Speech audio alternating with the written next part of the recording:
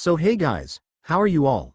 Welcome to So we are back with a brand new movie on what if Naruto became a mystery for Shikamaru had secret mission. But before we start, be sure to subscribe to our channel and like this video. Now let's begin the story. It was night and the streets of Konoha were almost completely silent. Shikamaru's steps were light and inconspicuous as he walked through the shortcuts that would lead him to the gates of the village. He knew that he was running late, but he couldn't be bothered with hurrying up. In the end, 10 minutes wouldn't make any significant difference to the mission he was about to go on. Troublesome, he muttered before yawning tiredly. He hated missions that started at night.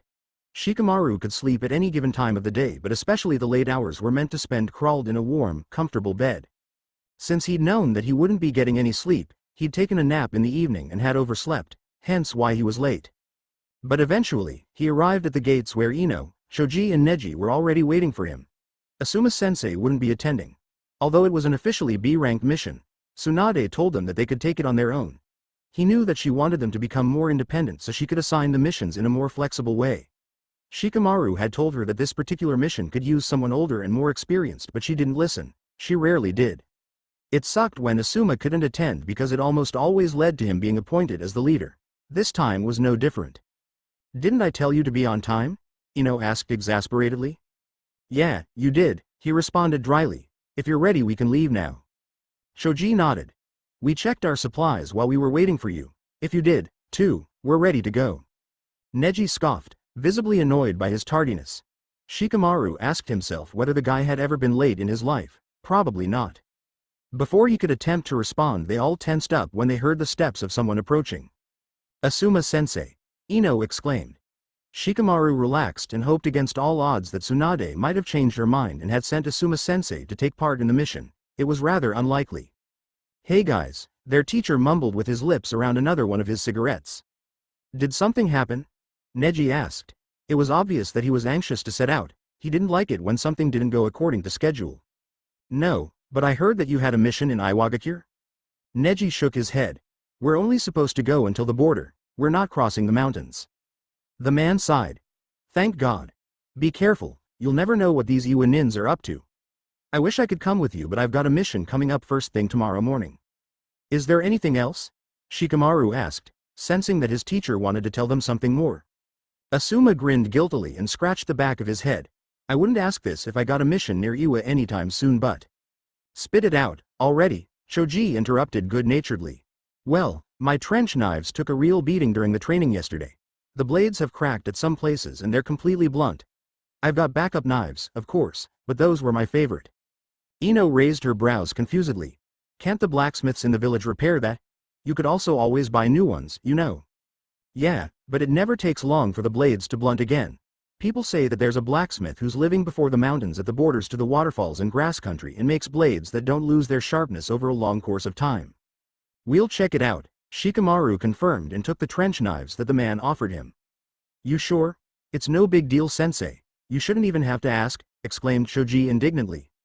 Neji, who'd already been annoyed about their delayed departure, became impatient. "We are losing time. We have to be punctual. The Iwanins will be waiting for us, after all." Shikamaru had to agree. "Let's get going." Just as they were about to run off, they heard Asuma call their names for the last time. When they turned around, he had lightened up another cigarette. "Stay safe." Shikamaru nodded. He hated being the group leader. He hated being the group leader because it essentially meant responsibility. With responsibility came work and effort. He couldn't just laze around like he used to because they weren't given assignments to weed gardens or walk dogs anymore. When they went out for a mission, they regularly put their lives at risk, and every decision that Shikamaru made influenced the well-being of his team. It was exhausting to perform under that pressure. "When are we gonna take a break?" Shoji interrupted his thoughts. His friend didn't sound tired yet, but it often helped to have a clear set goal in mind and not just run for an unclear amount of time.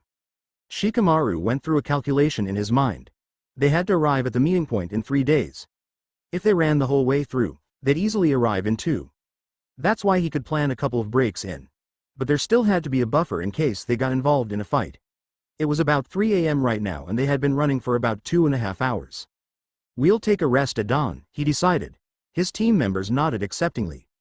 He had grown comfortable to work with all of them, especially Ino and Shoji. They knew each other since childhood and had fought together ever since they graduated the academy. At the beginning he hadn't been able to stand Neji, and even that became better with time. The other boy was still too uptight and melodramatic for his taste, but there was nothing that could be done about that. He knew that Neji hadn't thought of him too highly either, but when he had discovered that Shikamaru was actually able to defend himself and a very talented strategist on top of that, he'd started to respect him. Shikamaru knew that all three trusted him and it sucked. Oftentimes he craved to slack off and laze around, but he couldn't lower his defenses when he was stuck in this position. He went through his plan again. The mission's goal was to deliver a scroll to some Iwa nins that would be awaiting them on their country's borders. Tsunade wanted to establish better dialogue with the Tsuchikage. You could never have too many allies. Officially, no fights were planned. However, relations with Iwa had never been stellar, and it wouldn't be above them to stab Konoha in the back by ambushing them. That's what Neji was here for. He will use his Byakugan to look ahead and find out whether any hidden troops would be awaiting them. It wasn't unlikely since the mountains made for good hiding spots. "You okay, Shikamaru?" Shoji asked. The boy was perceptive, and when it came to reading Shikamaru, he was one of the best right after his father and Asuma-sensei. "Fine." The line between being open towards your team and bringing down their morale through your own qualms was thin. "Just hoping that we won't have to deal with any unnecessary conflict." "Like bandits?" Ino chimed in. "They're like bugs," Neji added with a disgusted expression on his face. "Annoying, time-consuming, but no real challenge." Shikamaru knitted his brows skeptically. One of the Hyuga's biggest weaknesses was his haughtiness. It never was a good idea to underestimate your enemy. On another note, the only girl in their group began, "Do we know the name of the blacksmith who were supposed to bring Asuma-sensei's blades to?" Shoji gasped. "Damn, we forgot to ask, didn't we?" Neji rolled his eyes and sighed. "Great, it's not a big problem," Shikamaru appeased them. "There can't be too many blacksmiths on the borders of the earth, waterfalls and grass country. That specific point is not a big area. If we don't find him, we'll just return to Konoha. We wouldn't be losing any time since we'd be passing that way anyway." The tension in his group members melted away, but no one became less alert. You never knew when problems would arise. After 2.5 days they had almost arrived at their meeting point. The trip went over without any major complications. Some bandits had attacked, but that was supposed to be expected. No one got injured and they didn't lose much time. Although everyone was well rested, Shikamaru suggested taking another break in Kusagakure before eventually approaching the mountains at the borders of Iwa. It was either waiting here or waiting there, and Shikamaru would rather spend as little time as possible near a country that was Konoha's ally only in name. So they resorted to lazing around near a river for about 1 hour. He was glad that he could relax, but relaxing during a mission wasn't nearly as enjoyable as when he was at home. He was always on edge, waiting for some sort of attack to happen. But luckily the time passed without any incidents and they set off to their meeting point. They arrived punctually in the early morning, 3 days after their departure from Konoha. During that whole time, Neji was searching the area with his Byakugan to make sure that Iwa didn't plan any unwanted surprises for them. Eventually, they arrived without any problems. 5 men were already waiting for them. Judging by their Iwa headbands, they were the ones that they were supposed to meet. Shikamaru noticed how their eyes immediately zoned in on Neji, whose veins near his temples had bulged under his pale skin. Konoha citizens had gotten used to it, but outside the village, the Byakugan remained notorious. "You've got something for us?" one of them asked. "Yes," Shikamaru answered in his calm voice. Each of them could feel the tense atmosphere surrounding them. Konoha and Iwa just seemed to clash whenever they confronted. But it was important to keep the situation steady and prevent any sort of escalation. Slowly, he zipped his vest down and opened one side so his inner pockets were clearly visible. Feeling the other shinobi's eyes on him, he pulled a big scroll out and held it up. "That is it." One of the men standing in front of them nodded, to which Shikamaru threw the scroll into his direction. The guy caught it one-handed and put it into his own vest. "Is that all?" "Yes."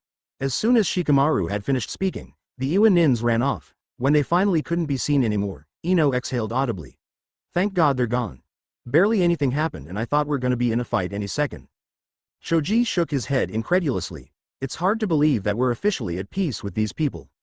Shikamaru silently agreed and hoped that whatever dialogue that Tsunade was attempting to start would ease the relations between them. "Let's get going and see whether we can find that blacksmith that Asuma-sensei has mentioned." The rest of the team agreed and they set off. In the end, the place that their teacher had told them about wasn't hard to find. They met a few civilians along the way who showed them the directions, to whom they called Kinzoku. His smithy was built on the Iwa side of the border, but only barely. While they approached the little brick building, Shikamaru contemplated whether they should take their headbands off before entering. Problems could always emerge, especially if the guy was a little older and had experienced the previous wars. Take your headbands off, he decided, we don't want to provoke anything. After the tense encounter with the Iwa Nins, everyone wordlessly agreed and unbounded their headbands to hide them under their clothes. Neji tied a piece of fabric around his forehead to cover his seal. When they knocked on the door, an old man wearing a traditional hakama and haori answered. Though his age seemed advanced, he didn't appear frail or sick. Yes. How can I help you? We're looking for Kinzoku, Ino answered with a polite smile on her face. The man's eyes lightened up. Well, that's me. How can I help you? We heard that you were the best blacksmith in the whole country, the girl mentioned charmingly. The geezer began to laugh, a noise that sounded like a roar. You heard right. No one can work these blades as good as I can. He shrugged and grinned mischievously. Well, I do have an apprentice, but that's besides the point. I'm the one who trained him, after all. Shikamaru refrained from groaning. The man seemed like a troublesome jabberer, so he let Ino do the talking. They had enough similarities to get along just fine. You're right, she exclaimed excitedly, and we desperately need your help. Well, then come in. Kinzoku offered and stepped out of the entrance so they could get in. So what do you need my help for? Shikamaru took it as a sign to take the trench knives out that Asuma-sensei had given him a couple days ago. They belong to our teacher and they're his favorite. Problem is that it never takes long for the blades to blunt. For good measure he decided to oil the guy up a little further. He's heard of your amazing abilities and asks whether you could do something about it. The man laughed again, took the blades out of his hand and put on some glasses to inspect the weapons closely. That's easily done, he asserted after a short while. He laid the blades on a wooden table standing nearby and went towards the door that led even further into the house. Before leaving he turned around. Sit down and make yourself home. I'll be there in a minute. After they took a look around the room, they sat down on the wooden banks that stood next to the table. The place had been kept simple and clean. The walls and the floor were made out of gray stone. Large windows let the light in. It didn't take Kinzoku long to return, but this time someone was following him. Behind the old man stood a boy their age. Unlike Kinzoku, he wore a simple, blue yukata that made the azure of his eyes shine in an unnatural light. When Shikamaru looked into those them he felt a stab of familiarity in his gut. He knew this guy. He couldn't pinpoint what it was, but the boy just seemed familiar. Shikamaru gazed at the sun-blonde hair that flowed down his back and the fittingly bronzed skin, and yet he couldn't decide where he knew him from. The guy caught him staring and gazed back unabashedly with those deep-set blue eyes of his. Those eyes that reminded Shikamaru of something. This is my apprentice Naruto, Kinzoku introduced them. What an unusual name. Hey, Naruto greeted jovially. His boss hit him lightly on the head. Naruto, be more respectful to our customers. Shikamaru sensed that the boy was on the verge of rolling his eyes but barely managed to refrain from it. Welcome, he said formally and bowed slightly to them. Kinzoku grinned apologetically. I'm sorry for that. His manners are incorrigible but his talents behind the forge are unheard of. No harm done, Choji appeased the man with a smile on his face, ever the peacemaker. Kinzoku grabbed the blades and showed them to his apprentice. I'm thinking that 2 hours will be enough for both of them. Naruto nodded. Yeah, it will do. I'll get to work. He grabbed the weapons and was about to leave the room when something came over Shikamaru and he asked, Can I come with you? I've always been interested in that sort of thing. He could feel the eyes of his teammates piercing into his back because they knew all too well that Shikamaru wasn't interested in much besides playing shogi and watching the clouds. Naruto shrugged. I wouldn't mind. Are you sure? Kinzoku asked. It's stuffy, hot and dirty there. Yeah, I'm sure. When else would I get the opportunity to watch something like this? He assured, knowing all too well that there were enough blacksmiths to watch in Konoha. But he was interested in this particular one. Well, then who am I to oppose, right? The old man hollered and began to laugh again. Shikamaru didn't have the time to respond since Naruto was already exiting through the door. He followed the boy down the floor into a sparsely lit room. Kinzoku wasn't lying when he said that it's stuffy, hot and dirty here. Naruto grinned, flashing a row of pristinely white teeth. Still interested in this sort of thing? He asked cheekily. Of course, Shikamaru answered and sat down on a chair that was standing in the corner of the room. The boy raised his brows as he tied the long, blonde hair that reached the small of his back loosely together. A few shorter strands escaped his grasp and dangled into his face, but he didn't seem to mind as he didn't pay them any further attention. His hair color was unusual, too. An intense yellow that he had rarely, if ever, seen. Naruto didn't seem like someone you'd overlook in a crowd because he involuntarily stuck out through his appearance. But why couldn't Shikamaru remember him then? The more he watched him, the more he believed to have seen him before. Finally, he decided to be upfront and just ask, have we met? I feel like I've seen you before. I'm Shikamaru, by the way.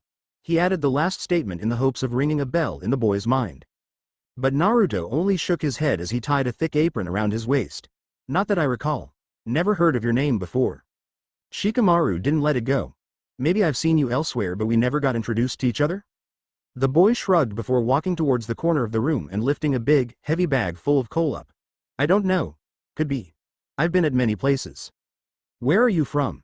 He shrugged again and avoided to look into Shikamaru's direction. From everywhere. Like I said, I've been around. Well, if that wasn't vague. I'm gonna start a fire over here, so it's gonna get even hotter. You sure you wanna stay? The blacksmith apprentice asked in an obvious attempt to get rid of him. Nah, I can handle the heat. He took his vest off and laid it on the back of his chair. What are you doing? He inquired to lighten the mood. Wait till the fire's hot enough to let the steel be molded, Naruto responded and put a pair of thick gloves on. It's gonna take a little while, not too long, though. It'd have to get a lot hotter if I had to deal with katanas or something. But with these shorter blades, a lower temperature is better. What difference does it make?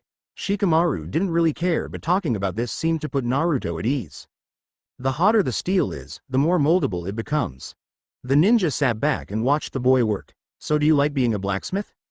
Naruto shrugged. Do you like being a shinobi? Nobody had told Naruto that they were shinobi.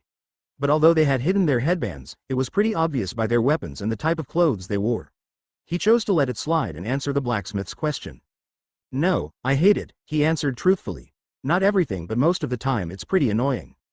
Naruto laughed and grasped wide, robust pincers to grab Asuma-sensei's blades with. Then why are you doing it? Shikamaru shrugged. I was born into a ninja family. I have to do it, I've got no choice. Family, huh? Naruto murmured with a sardonic smile on his face and held the blades into the blazing fire in the forge. So do you like being a blacksmith? Shikamaru backtracked. The boy blew the blonde strands out of his face and shrugged. It's okay. Useful but a little boring. I'm waiting for Kinzoku to train his other apprentice. Can't leave the geezer all alone, after all. There've been others before, but they quit before they could really learn anything. Why? Naruto rolled his eyes and kept on twisting the pincers around. It's too hot, too dirty, too hard, always a different excuse. Finally he pulled the pincers out of the fire and revealed Asuma-sensei's glowing blades. Then, he switched the large tool out in favor of a shorter and handier one and grabbed a heavy-looking hammer with the other hand. The metal clanked loudly when he hit the weapons with it. So why do you do it if it's such a bothersome job? Shikamaru asked between the hits so he could be heard. Naruto paused the hand that held the hammer and looked at him shortly. I can stand a lot of heat. He shrugged. And Kinzoku's a good boss. All these new apprentices don't value that highly enough. I've worked for some pretty bad people. What happened? I left. I won't let myself be mistreated. He replaced his pincers with the large ones and held the blades into the fire again. What about you? He asked and turned around to look at Shikamaru again. Ever thought about leaving your village? He scoffed. And become a noob nin? It made him remember Sasuke, the traitor, somebody he never wanted to become. Please, I've got some morals. Naruto opened his mouth and closed it again. He'd wanted to say something, but he'd refrained from doing so. Instead, he shook his head and watched the fireplace again. I hope the people you sacrifice yourself for are worth your loyalty. They are, the ninja answered with certainty. Neither of them spoke up again until Naruto finished working the blades about 1.5 hours later. When they left, he looked at Naruto one last time while his team members kept on thanking Kinzoku for their services. The boy's yukata was dirty with coal smears, some of them even covering his sun-bronzed face. Thanks for the work. Will you be here the next time I need to get anything repaired? Naruto shrugged. Depends on when the geezer finally manages to train the other apprentice. But hey, they say you always meet twice in life. Shikamaru knitted his brows and shook his head. Today was the second time, he murmured before he said goodbye to Kinzoku and they finally set off to return to Konoha. As soon as they were out of hearing range, Ino shot him a skeptical look. Was there something wrong, Shikamaru?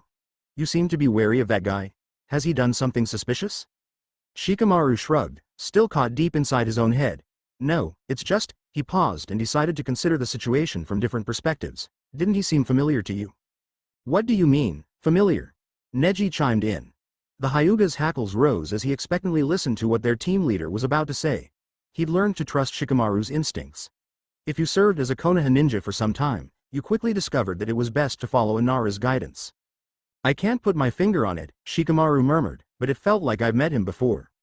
There was a moment of silence that everyone used to think about his statement and consider whether they knew the blacksmith apprentice. What was his name again? Shoji asked. Naruto, Shikamaru answered, although it hadn't been the boy's name that had rang a bell, but his appearance. Don't know, I don't think I've seen him before, his friend mused. Me neither, the only girl of their group remarked. When Neji shook his head, too, Shikamaru shrugged again. Yeah, maybe I was just imagining it. He did not just imagine it. If Shikamaru Nara had a hunch, it was for a reason. But he had a mission to focus on and could not allow himself to get distracted any further. He forgot about Naruto a week later and did not think of him again for a month. Naruto Uzumaki wasn't someone who had any talents to speak of, and for that he was grateful. Nothing came easily to him. Everything he had ever achieved, he had to work hard for. He didn't know how he would have survived if everything had been just handed to him. Early on, he'd learned never to expect and not to take anything for granted. Sometimes you'll have nothing but the clothes on your back without anyone to help you out. But things had been good that way. You learned through experience, and preserving your life was the biggest motivation a human being could have. Lack of talent forced you to become resilient and disciplined. Sometimes he asked himself what would have happened if he had chosen to stay in a more secure and comfortable life instead of throwing himself out to the world with only his 2 feet to stand on. It never took him long to pat himself on the back, convinced that he had made the right decision. Currently, his life was secure and comfortable, too. Kinzoku had given him a roof over his head and a soft mattress to sleep on. It was more than what Naruto was used to having. He'd like to stay in bed and sleep on said mattress for a little while longer, but his internal clock signaled him that it was time to get up. There was no use in wallowing in what-ifs, it wouldn't change what was to come. Having made his decision, he sat up and put the blanket to the side. He shivered when his bare feet touched the cold wood. Quickly, he stood up to get changed into one of the yukatas that Kinzoku had given him when he'd started working in the smithy. He hated them because they were impractical and annoying. There wasn't much room for his legs to move, so it was difficult to run or even make somewhat big steps. If it was up to him, he'd put on a shirt and a pair of pants, but Kinzoku insisted on the traditional wear. Naruto knew that it was only for his business to look more authentic. A drawn-out groan that came from the other end of the room pulled him out of his thoughts. Tawny brown hair and green eyes peeked out of the duvets to watch him groggily. You already up? Kinban asked with a scratchy voice. Naruto gave the fellow apprentice a nod as he brushed through his long, blonde hair and tied it into a high ponytail. A haircut was long due, but he was incapable when it came to that. Since he couldn't even trim the ends without the strands becoming uneven and sloppy, he'd let them grow out. After quickly washing his face in the bathroom, he returned to make his bed. When he was done, he turned to Kinban, who was still lying under his blankets with a tired, unfocused look in his eyes. I'm going to make some breakfast. Be sure to be in the dining room in half an hour. Don't you want any help? He shook his head. No, it's okay. You can doze a little more, but make sure to be on time. With that, he left the room. He wanted to be lenient on Kinban since the boy had only been his roommate for about a month. But although he was weak and tired easily, he tried his best and actually took the work behind the forge serious. Maybe Naruto lucked out and Kinban actually turned out to be a useful apprentice, so he could finally attempt to leave the smithy. It wasn't like he hated staying here. He had a place to sleep, food, and Kinzoku, who was a nice and benevolent man, even paid him some money. But it hadn't taken long for him to realize that working as a blacksmith bored him. Naruto wasn't sure whether it was the job or the fact that he had to remain in one place for a long time that made him restless. Maybe he had just gotten used to traveling around. Nonetheless, if Naruto didn't like something, he left. But he had a bad conscience about leaving the old geezer alone when the man didn't have anyone to help him with his work. Hopefully, Kinban would stick around. After putting the tea kettle on the stove, he opened the fridge to contemplate what they could have for breakfast. He decided on making rice, miso soup, and a couple of boiled eggs. If it had only been up to him, he'd have made some instant ramen and would have called it a day, but unfortunately Kinzoku wouldn't approve of that. That's why he had to put in a little more effort. You should have slept in. It was already pretty late when you finished up yesterday. Naruto turned around to see his boss standing at the doorsill with his usual haori and hakama on. It's okay. I would have woken up, anyway. The man ran a hand through his gray beard and scratched his bald head with the other. Sleep is important, Naruto. You should learn to get some. Gradually, the man's usual energy seemed to return as he ordered his apprentice around. Where's Kinban? I let him doze. Kinzoku nodded. He should get some rest. He works very hard, too. I think we've found ourselves someone who could stay. Naruto hummed absent-mindedly as he rushed to the screeching tea kettle and pulled it off the stove. Black or green? Black, his boss decided. Then, after a short pause, he added, Naruto? Yeah? You're gonna leave soon, yeah? Naruto looked up to see the old man's face and regretted doing it immediately. The geezer wore a sad expression that the apprentice had rarely seen. Probably, he confirmed, although he knew it was more than just a probable option. He was pretty sure in his plans. Why? He shrugged. I get restless if I don't. I've been here since last year. I can't even remember the last time I spent so much time at one place. Kinzoku sighed. Well, you will have to decide on staying at one single place eventually. Just know that my doors are open when that time arrives. Naruto chuckled. Getting sentimental with your old age, Grandpa. The man hit him over the head and grumbled something about being more respectful towards one's elders. After that, they both worked on preparing breakfast together. They were almost finished when Kinban entered the kitchen looking a little distraught. Sorry for being late. The teen's hair was sticking wildly into all directions and his gray yukata was littered with creases. He'd probably fallen asleep after Naruto had left the bedroom. You're on time, Kinzoku assured, although he wasn't. Kinban, can you carry the plates to the dining room? Naruto asked with a soft voice. The guy could be a little anxious, so he proceeded to treat him with kitty gloves.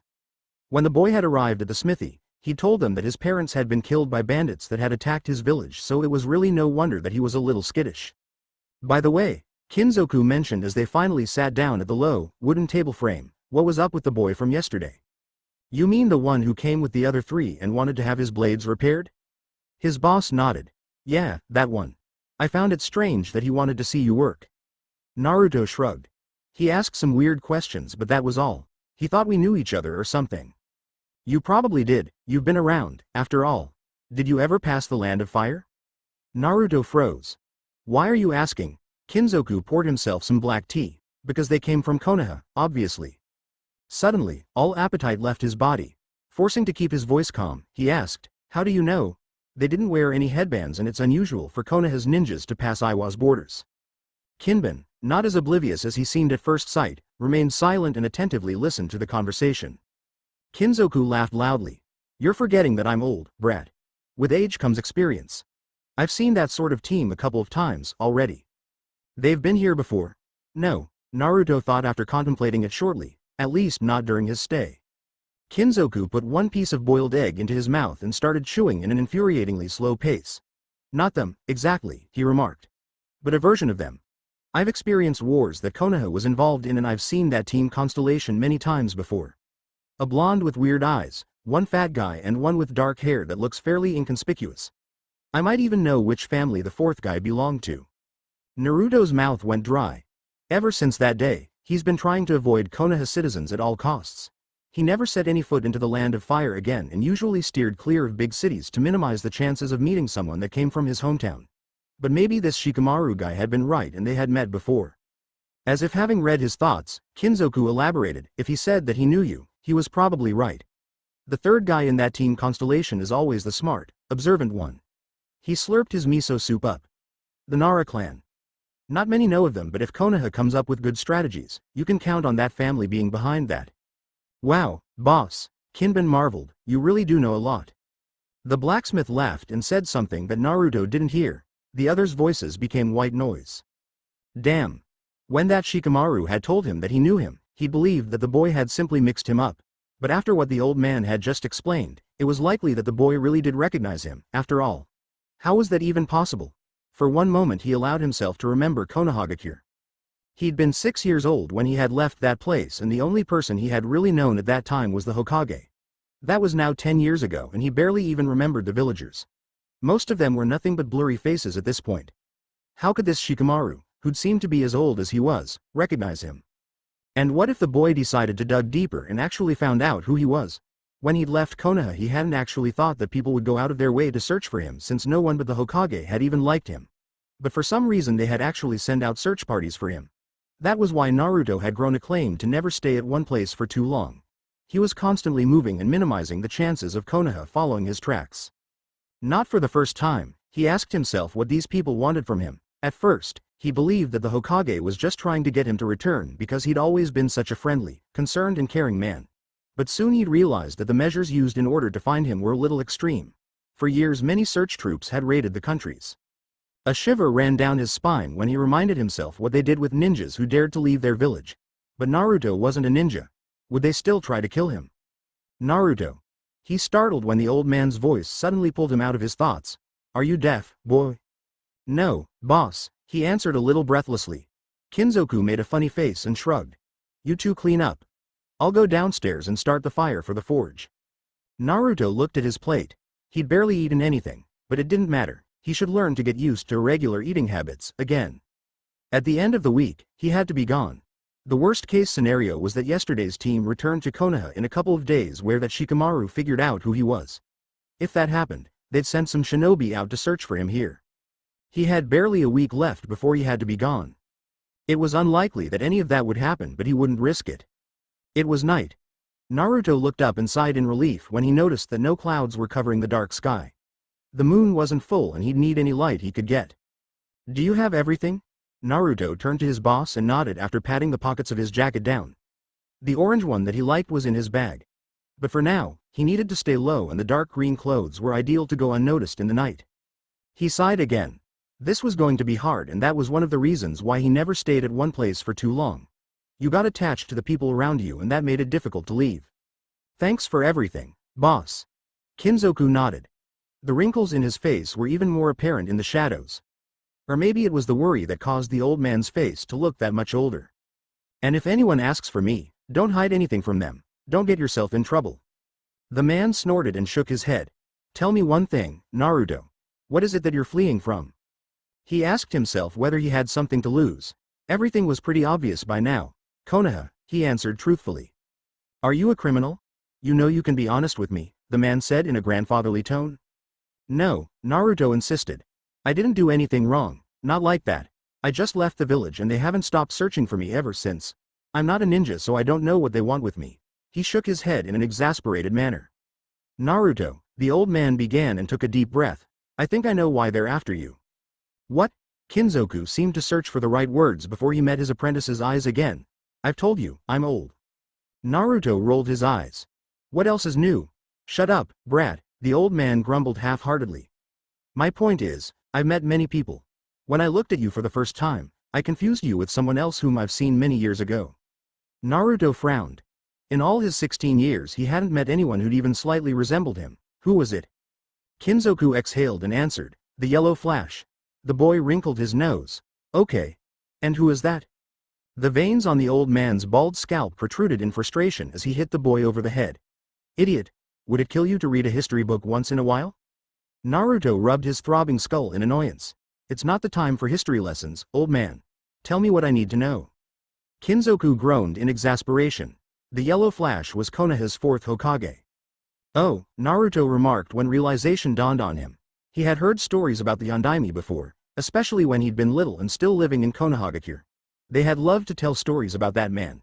You mean the guy who defeated the Kyuubi? The blacksmith nodded.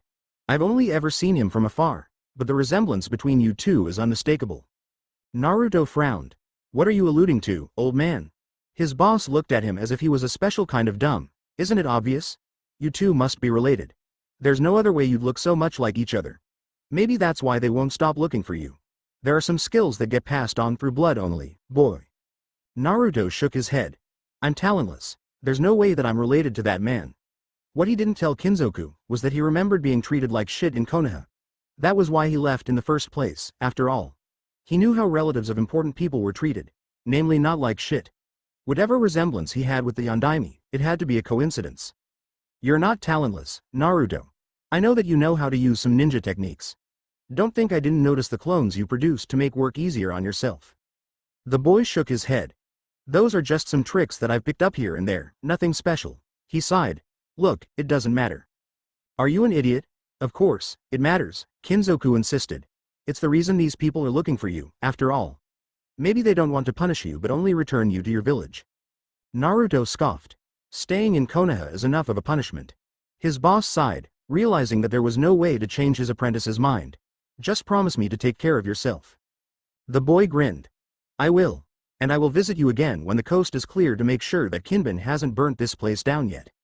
Kinzoku laughed in his usual noisy way and patted Naruto's head instead of hitting it for a change.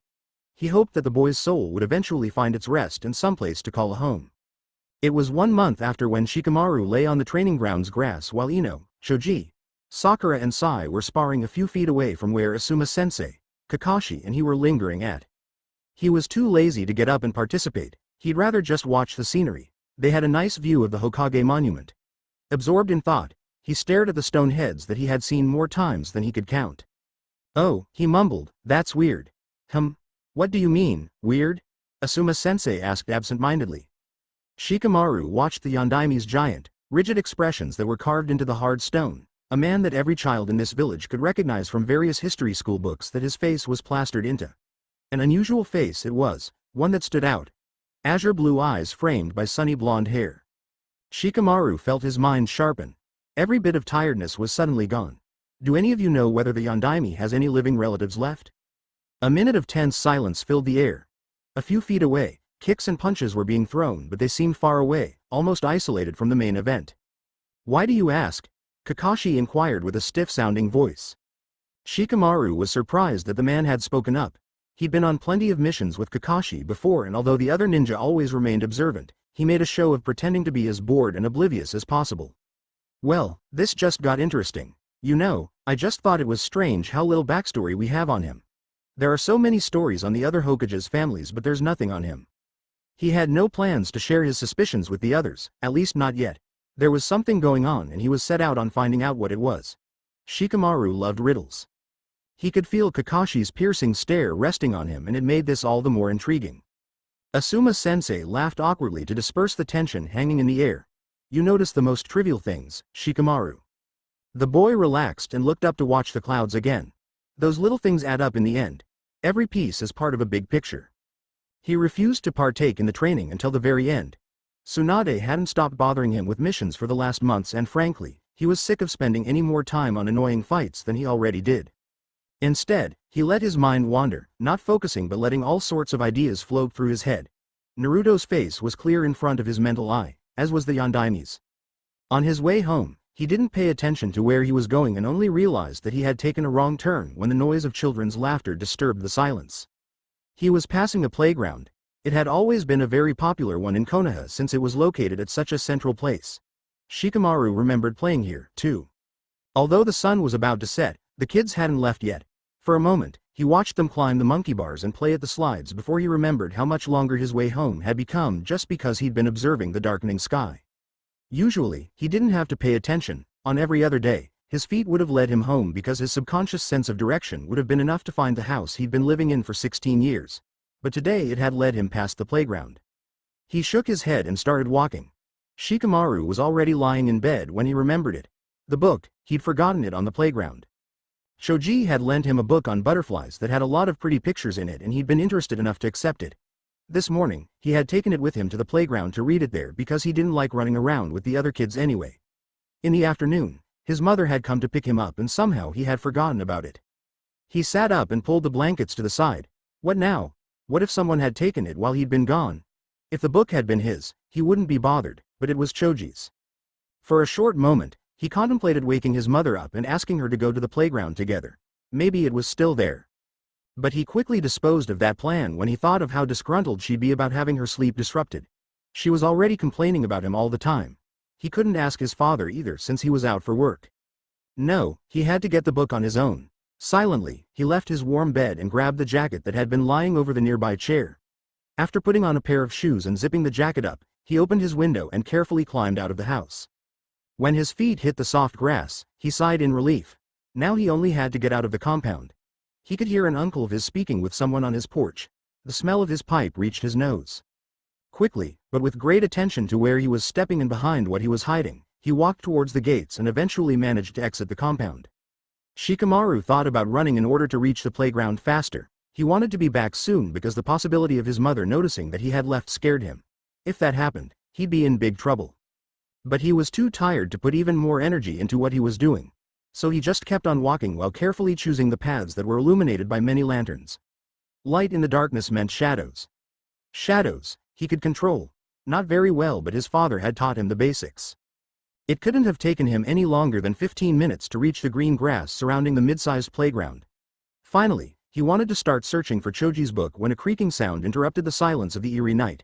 He startled and looked up to see where the noise was coming from. At the other end of the playground, someone was swinging. The kid's feet didn't reach very high, though. His movements were far too listless. "What are you doing here?"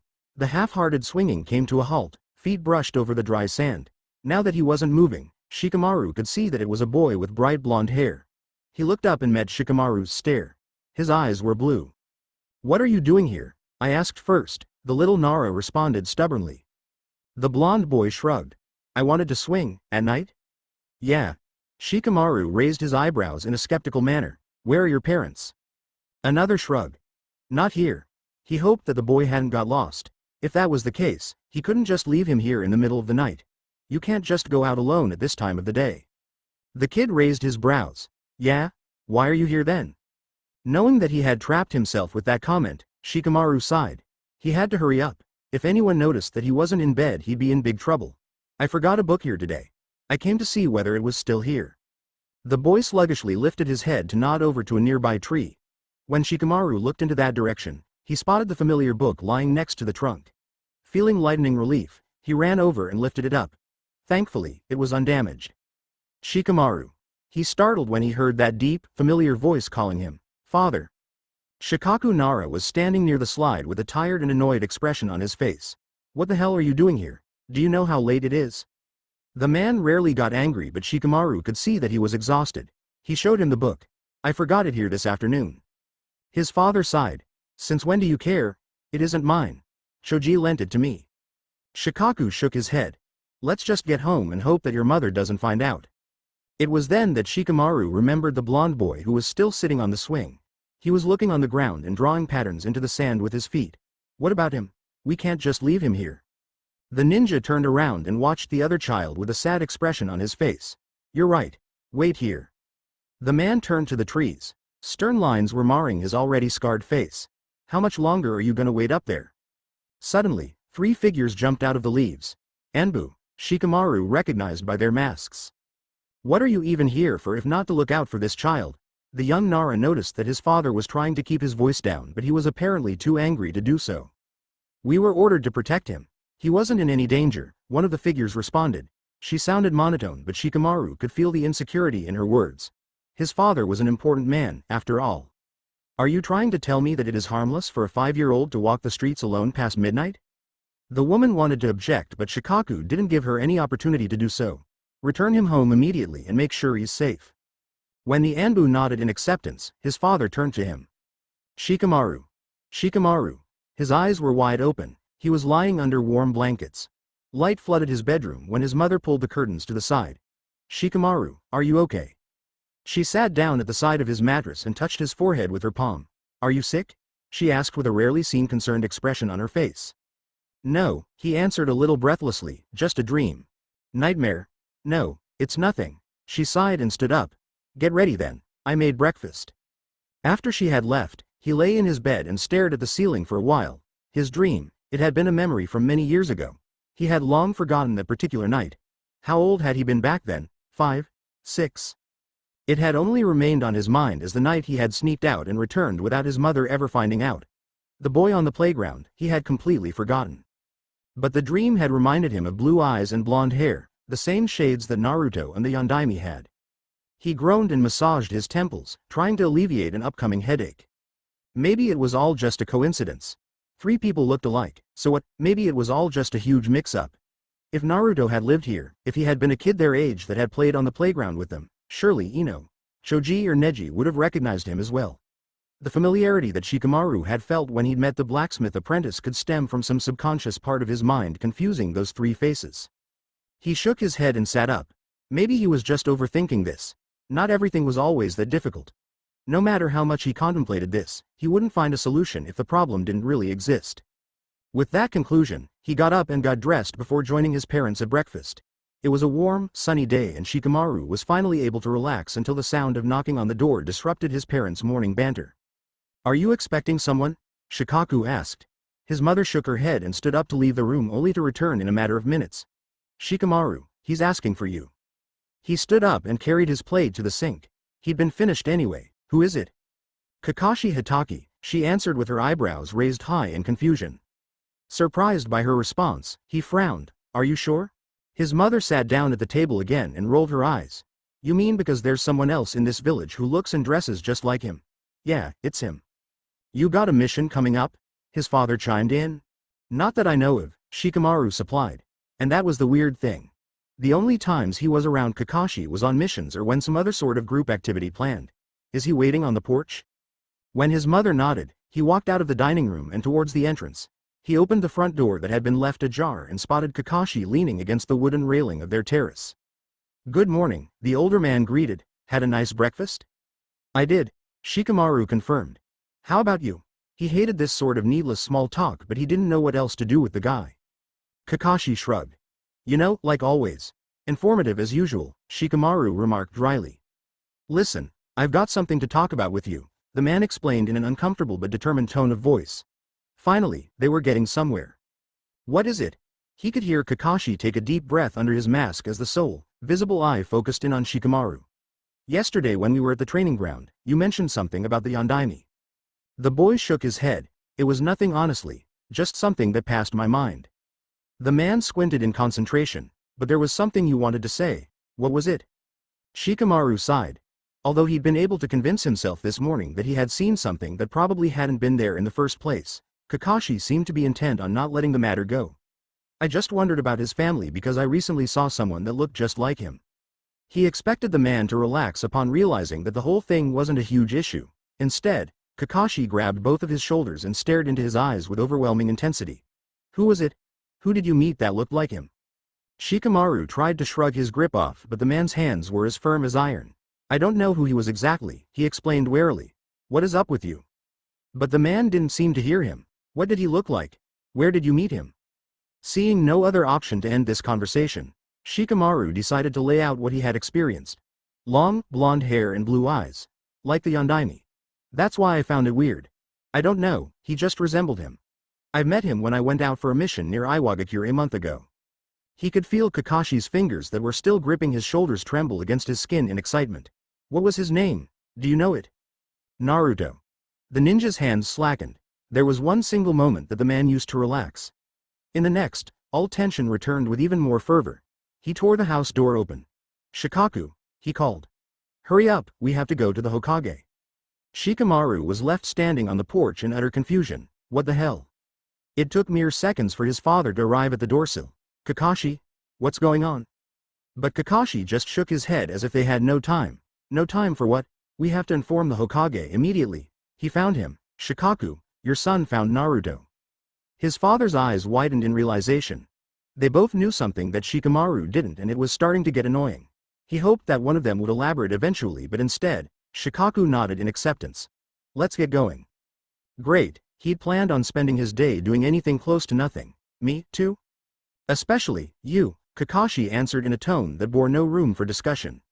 When both he and his father jumped on the next house's roof and began to run at a fast pace, he had no other choice but follow suit.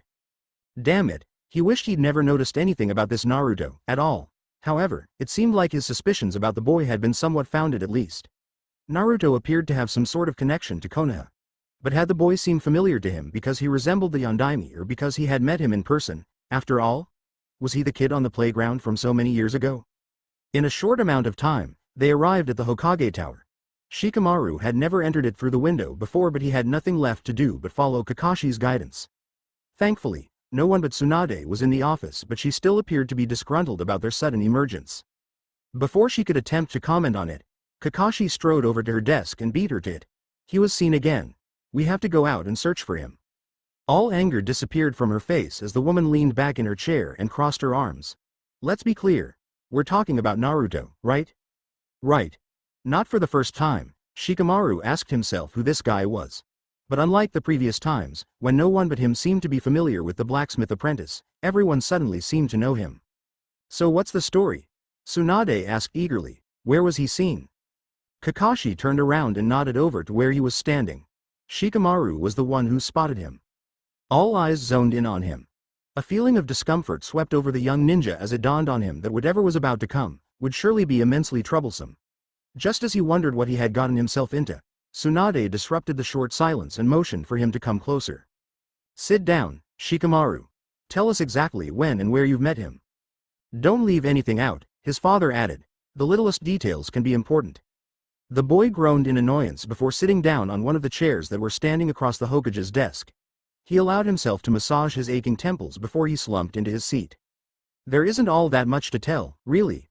I met a guy named Naruto at a smithy when we went on a mission near the Iwa border 1 month ago. Tsunade squinted her eyes as she tried to remember what mission he was referring to. You mean the scroll delivery with Ino, Shoji and Neji? You let them go on a mission in Iwa alone? Shikamaru didn't remember hearing Kakashi being that angry before. The man had perfected the act of indifference. Whatever was going on seemed to affect him deeply. He could feel that his father and the Hokage were agitated as well, but neither of them lost their calm. Oh please, Kakashi. Don't tell me how to do my job, Tsunade responded curtly. If you had let anyone who's a little more experienced than those 4 kids go on that mission that wasn't meant for children anyway, they would have recognized Naruto immediately. Shikamaru raised his eyebrows in surprise. He had always gotten the feeling that Kakashi had somewhat of a childish streak, but he had never seemed unreasonable before. It doesn't matter, his father butted in. What's done is done. We can't change that. It was obvious that Tsunade wanted to continue that argument. She was a petty person in her own right, but she pulled herself together and turned to Shikamaru once again. Are you sure that it was him? He groaned in exasperation. How the hell should I know? Who are you even talking about? Tsunade rolled her chair back and stood up. In a fast pace, she strode over to the messily organized shelves and pulled a folder out of the disheveled piles. Seeming to have found what she'd been looking for, she returned and sat down in the chair next to Shikamaru's. Here, she said, offering him an old, frayed photo depicting a little child with a tentative smile on his face. When Shikamaru looked at it, he remembered his dream again, dark skies, the playground and a lonely boy on the swing. It was the kid in the photo, he realized. There was no doubt about it now that he had a clear picture of him right in front of his eyes. It was also the teenage blacksmith apprentice whom he had met a month ago. Sure, he'd been a lot older, but it was the same face, the same hair and the same eyes from his memories. That's him, he confirmed. That's the guy I've met. Older, 15 or 16 maybe, but it's him. Tsunade nodded. An eager and predatory grin spreading over her face. He could practically feel the excitement oozing off of her. Where exactly did you see him? Shikamaru took a deep breath and started to explain. At the point where the borders of the earth, waterfalls and grass country cross, there's a blacksmith he was working for. The blacksmith was an old man named Kinzoku. We originally went there because Asuma-sensei wanted to have his blades repaired by him. Did you tell them that you're from Konoha? His father inquired. Shikamaru shook his head. No, we even took our headbands off beforehand. Kakashi sighed in relief, but the tension didn't leave the man's body. Maybe he's still there then, he murmured. The other 2 adults appeared to mull over that statement. Was there anything else you've noticed about him? Shikaku asked. The son shrugged. He seemed familiar from the get-go, but I couldn't put my finger on it. I talked to him for a little bit, asked him whether we had met before, but he didn't remember me. If that's true, we could have an advantage over him, his father reasoned. Although Shikamaru would have liked to know why they were searching for the guy in the first place, he had no desire to get even more involved with this mess. Today was his free day, damn it. He was supposed to sleep somewhere where the sun didn't blind him and there wasn't any noise to bother him. We shouldn't lose any more time then, Kakashi argued. It's already been a month ever since Shikamaru's seen him. The Hokage nodded. I'm going to assemble a team of all available. No, Kakashi interrupted. Big teams make a mess. We have to be as inconspicuous as possible. I've tried to capture him many times before and I've learned that the littlest signs set him off. He's as slippery as an eel. A 3-man team is our best bet at finally getting to him. Tsunade turned to his father, who was scratching his beard in deep thought. What do you say, Shikaku? Shikamaru could deduct easily enough why she was asking the man for his input. Evidently, they've been trying to find Naruto for some time now, probably before Tsunade had even returned to Konoha. If that was the case, then his father would have much more experience concerning this issue than she did. He had advised the Sandame for years, after all. Kakashi's right, the head of the Naris confirmed. We've played this game before. It's better to stay low when searching for him. We don't need the force of many fighters to defeat him. It isn't violence that I'm worried about but his cunningness. The Hokage sighed. Very well. Kakashi, I'm guessing you'll be going on this mission no matter what I say? You'd be correct. It's for the best, Shikaku placated her. He's got experience and his dogs can recognize his scent when they smell it. Yeah, she grumbled. Okay, so we've got Kakashi, Shikamaru and... What? The teen interrupted. He really didn't want to be bothered with a mission today. Tsunade has been working him to death lately and he was tired of it. You should send shinobi who have more experience in tracking him down. His father chuckled. I'm sorry, son, but there's absolutely no way that you won't be attending. Shikamaru groaned in defeat while Tsunade looked through some notes on her desk. Asuma's in the village. I will send him with you. Is that okay? Everyone in the room agreed. Is anyone planning on filling me in anytime soon? Shikamaru asked while rolling his eyes. He still had no idea why they were even searching for Naruto. You'll learn what you need to know once we set off, Kakashi responded. And this time, we're going to get him. Aren't you curious? Asuma mumbled with his lips fixed around one of his cigarettes. Shikamaru gazed into the flickering fire that separated him from his teacher. Since they were still in the land of fire, they could afford traveling a little more conspicuous than they normally would. Without taking his eyes off the flames, he answered, of course, I am. But if I can only satisfy my curiosity by working on my free days, I'll pass. The smell of tobacco reached his nose when the man exhaled with a deep sigh. His sensei lifted his head to watch the other jonin who seemed to be reading one of his porn books while sitting on the high branches of a sturdy tree. Ever since they left the village, Kakashi appeared to be even more contemplative than usual. Shikamaru doubted that he was actually reading what he was staring at. Well, Asuma responded, you've got enough information for this not to be a proper secret anyway. I might as well divulge in the rest, too. It could be beneficial to look at this situation with an unbiased pair of eyes. Fresh perspectives and all of that. Knowing that he was already too involved to escape this matter at this point, Shikamaru decided to humor his teacher. That guy at the smithy and the Yondaime are related, right? It only made sense. Kakashi had reacted the way he did upon hearing that Naruto had resembled the deceased Hokage. Asuma nodded. He's the son.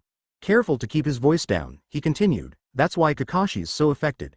The Yondaime was his sensei and they were very close. He feels responsible for his teacher's son.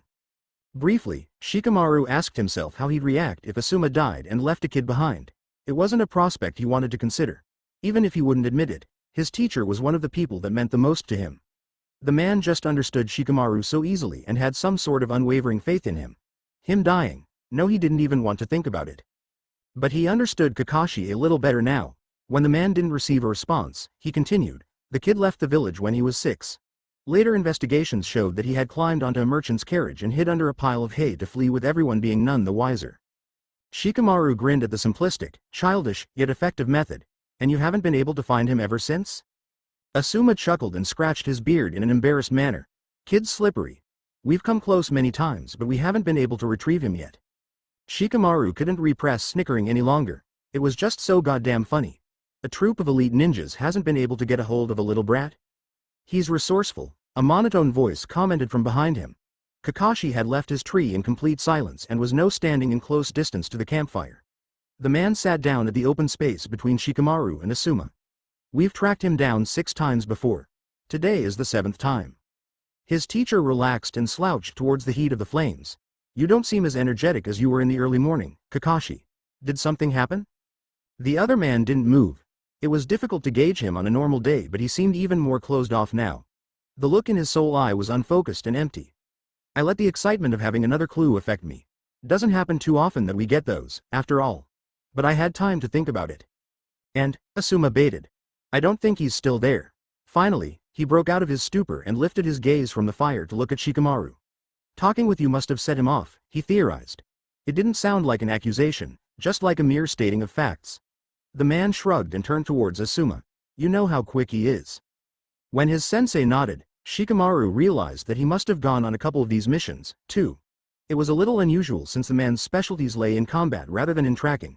As far as he had understood, the actual problem didn't lie in beating a violent Naruto but in even getting a hold of him. Why did he leave in the first place? The teen asked. That, after all, was the key to finding Naruto. If they could understand why he was fleeing, they might be able to plan ahead. His teacher shrugged. He was a lonely orphan, a little kid. Who knows what he was thinking at that time? Shikamaru sighed dismissively. He didn't like to be taken for a fool, not even by his teacher. Asuma raised his brows in faux innocence, as if not understanding why Shikamaru didn't just accept his answer. You're a good liar, sensei. But that doesn't help you much when your lie doesn't make any goddamn sense. Having drawn his conclusions, the boy stood up and cracked the tense bones in his body. I'm gonna take a nap. Wake me when it's time for my watch. He didn't need to know what was going on. It was obvious that there was more behind the scenes than what he was being told. Someone didn't just run away and commit themselves to a life full of inconsistencies because of no reason. There was a secret that they were unwilling to tell him. Fine. The life of a shinobi was full of secrecy and misconceptions. Naruto was just one of many riddles. Kakashi had been right, and in retrospect, it was no big surprise. One didn't escape the hold of a bunch of elite ninjas for such a long time without being somewhat careful. And he didn't tell you where he was going? Asuma-sensei asked thoughtfully. Kinzoku shook his head apologetically. No, but he let me know months ago that he was planning on leaving. The boy was talented, but he didn't like the job. The old man sounded sincere, but it was always possible that he was just a very good liar. Then again, why would have Naruto told his boss where he was going? The fact that he'd chosen to leave his current life behind when he'd told Shikamaru that he'd wait for his boss to train another apprentice, supported their theory that he'd become suspicious and took flight in fear of their arrival. Do you remember the date of his departure? Kakashi inquired with a steady voice. Although the man often pretended that serenity was all that he consisted of, Shikamaru knew that the other ninja possessed a frightening intensity. But it wouldn't do any good to let things get out of control. This close to the Iwa border, they had to tread carefully. If the old man perceived the tense atmosphere, he didn't let it show. With a friendly smile, he responded, I think it was 3 weeks ago. Damn. That meant that even Kakashi's dogs wouldn't be able to pick up a scent. Too much time had passed. When both Asuma and Kakashi decided to interrogate the old blacksmith even further, Shikamaru opted to exit the smithy and search for any further clues outside. He sighed when he closed the door behind him and breathed in the evening's cool air. Although this essentially meant that they'd be failing this mission, he couldn't say that he wasn't glad about returning home so soon. Who are you? A tentative voice asked from close distance. Just around the corner of the smithy stood a boy a couple years younger than him, wearing a beige yukata and carrying a bag of groceries. Shikamaru noticed how the boy's green eyes focused on his Konoha headband that was tied around his arm. Even though they stood a couple of feet apart, he didn't miss the way his hands trembled against the paper bag he was holding. Who are you? He countered. Ignoring his question, the kid asked, what are you here for? Figuring that one of them had to acknowledge the other in order for them to progress, Shikamaru decided to respond. We're looking for Naruto, he stated as if he was actually familiar with their target. Have you seen him? The boy scoffed. Why should I tell you anything? Another ninja might have answered that he should blow the whistle if he didn't want to end up with a few broken limbs, but Shikamaru was nothing if not a believer in strategies. He had already evaluated the light yukata that the boy wore, the same kind that Naruto had worn 3 weeks ago.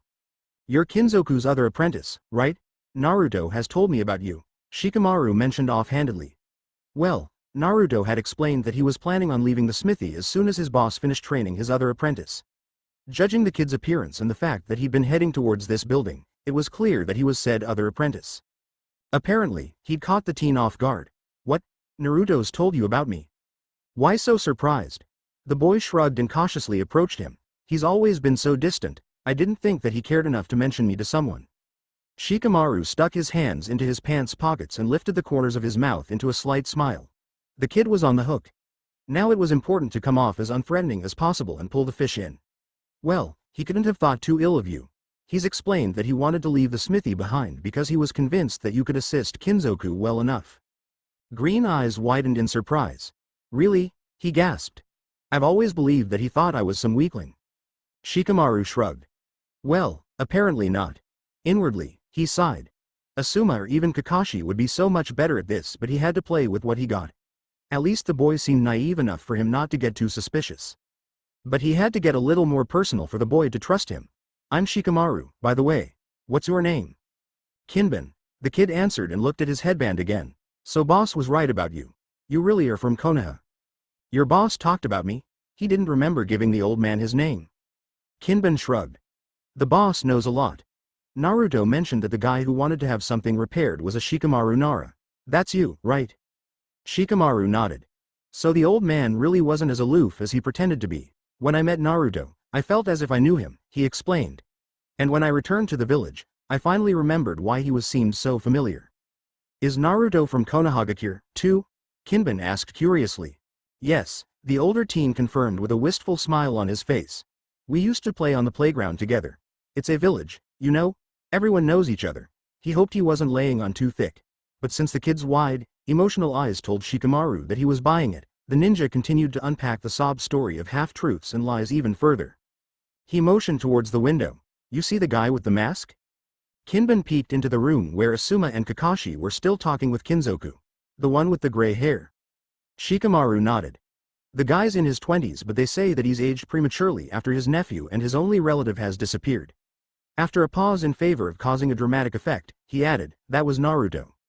A decent human being probably would have felt a little bad about using a young teen's naivete for their own advantage. But Shikamaru Nara was a ninja, and a ninja's morals were somewhat questionable to begin with. How couldn't they be when leading people into misconception was practically their job description? Kinben's face fell. The unguarded face mirrored his sadness. Why doesn't he return to Konoha if he has people waiting for him? Shikamaru shrugged. That's what we'd like to know, too. We just want him to return home. He has people waiting for him back in the village. The boy nodded thoughtfully. I wish I could help, he retorted, but I haven't known him for long. When I came to the smithy, he only stayed for a week when boss sent him off to take a vacation because he was such a hard worker. Bingo. He left to take a vacation. Do you know where he went? Kinben shook his head. No, he only said that he visited a friend. Must have been fun because he seemed very happy and relaxed when he returned. But he didn't talk all that much about himself. Naruto was a closed-off guy. Careful not to seem too eager, he asked, did anything stick out to you? The boy scratched his head as they both fell into silence. Hesitantly, Kinben looked in his eyes again. I don't really remember, he admitted apologetically. But he had a cold when he returned and kept on complaining about the constant rain. The team giggled. It was kinda weird. Shikamaru processed the information but didn't wait too long to continue his interrogation. He might not get another chance if Kinzoku exited the building. The man didn't seem nearly as naive as Kinben. Why weird? The apprentice shrugged. Because he had such a dark tan. It was the last bit of information that Shikamaru had needed to come to a conclusion. Now he had to make sure that it was the only possible result. Do you remember how long he was gone? 2 weeks, Kinben responded. That was about 2 months ago. It was convenient that the door opened in that moment and let Asuma, Kakashi and the old blacksmith exit the building. His teacher briefly regarded the young boy standing next to him before focusing on Shikamaru. We're leaving. The Nara nodded. After thanking both Kinzoku and Kinben for their time, he turned towards the 2 men who had already started walking towards the grass country's borders. When he caught up with them, he asked, where are we going? Home, Kakashi responded. The blacksmith didn't budge. Maybe he really didn't know anything, or he was just a very good liar. Regardless, it wouldn't be good to cause a ruckus this close to Iwa, Asuma-sensei added. The other man shook his head. I can't imagine either of them knowing anything. Naruto didn't escape our grasp for all these years by telling people stories about himself. He's secretive. Shikamaru shook his head. Of course, he wouldn't do that consciously, but everything he does inevitably leaves a mark. He could feel both men's eyes focus on him. Apprehensively, Asuma lightened up another cigarette and took a deep drag. After letting the nicotine he had gotten addicted to flood his lungs and subside his restlessness, he exhaled and spoke up again. Did you find something out, Shikamaru? He shrugged. Maybe. Just a few little things. Asuma grinned and let something akin to pride shine through his features. Those little things that add up in the end. Shikamaru couldn't help grinning back. He wasn't a kid anymore, and maybe he should stop seeking his teacher's approval. Still, it felt good to know that he had made his mentor proud. For the record, I'm not completely sure of this idea. It relies on various theories that aren't exactly foolproof on their own regard. Asuma rolled his eyes. Just spit it out, kid. I think he's got a friend who's helping him. Kakashi's squinted eye was the only sign that the man was frowning under his mask. Are you sure? We were previously under the impression that he was operating in solitary. Shikamaru nodded. The boy I was talking with earlier was the blacksmith's other apprentice. He's told me that Naruto left to take a vacation at a friend's place. How would be able to find that person? They could be living anywhere, Asuma argued. He visited his friend 2 months ago and returned with a cold, complaining about the constant rain. It was winter at that time. There was only one place in close distance where it was raining constantly, the young ninja explained. A place where it is always raining constantly, Kakashi deducted. A megacure. Or at least some part of the rain country, Shikamaru clarified. The number of places he could have gone to is limited considering that he was away for only 2 weeks. He passed the land of rain on his way back to the smithy but had a tan when he returned. Evidently, he spent his time somewhere where the sun was shining, I repeat, in the winter. Asuma's teeth locked around the cigarette so it wouldn't fall down when his face broke into a wide grin. A place where the sun is shining every day. His steps were light and almost didn't leave an imprint on the sand he was walking on. With time he had gotten used to operating this unobtrusively. It wasn't something he had been used to doing. It had never been necessary for him to cover his presence because he didn't hide from or avoid obstacles, he annihilated them. But this wasn't about him.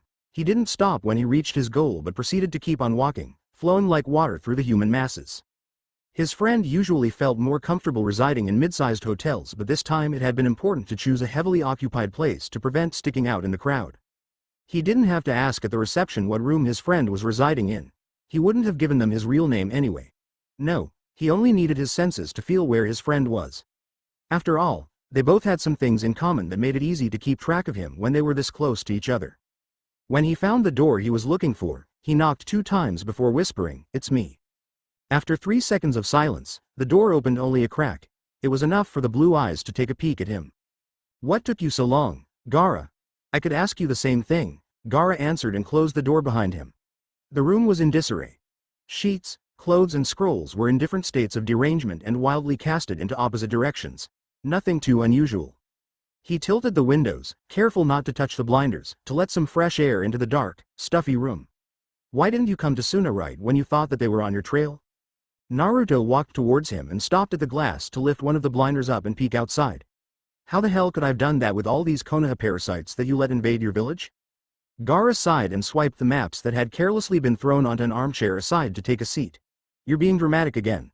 There are currently only 2 Konoha shinobi in the village who will be leaving this evening." It didn't seem as if Naruto was listening to him. His frantic eyes continued on searching the room while he kept on scratching his scalp like he often did when he was nervous. The lengthy tresses that Gaara remembered from his friend's last visit had been shorn off. The short hair on his head couldn't have been older than a couple of weeks. "What happened to your hair?"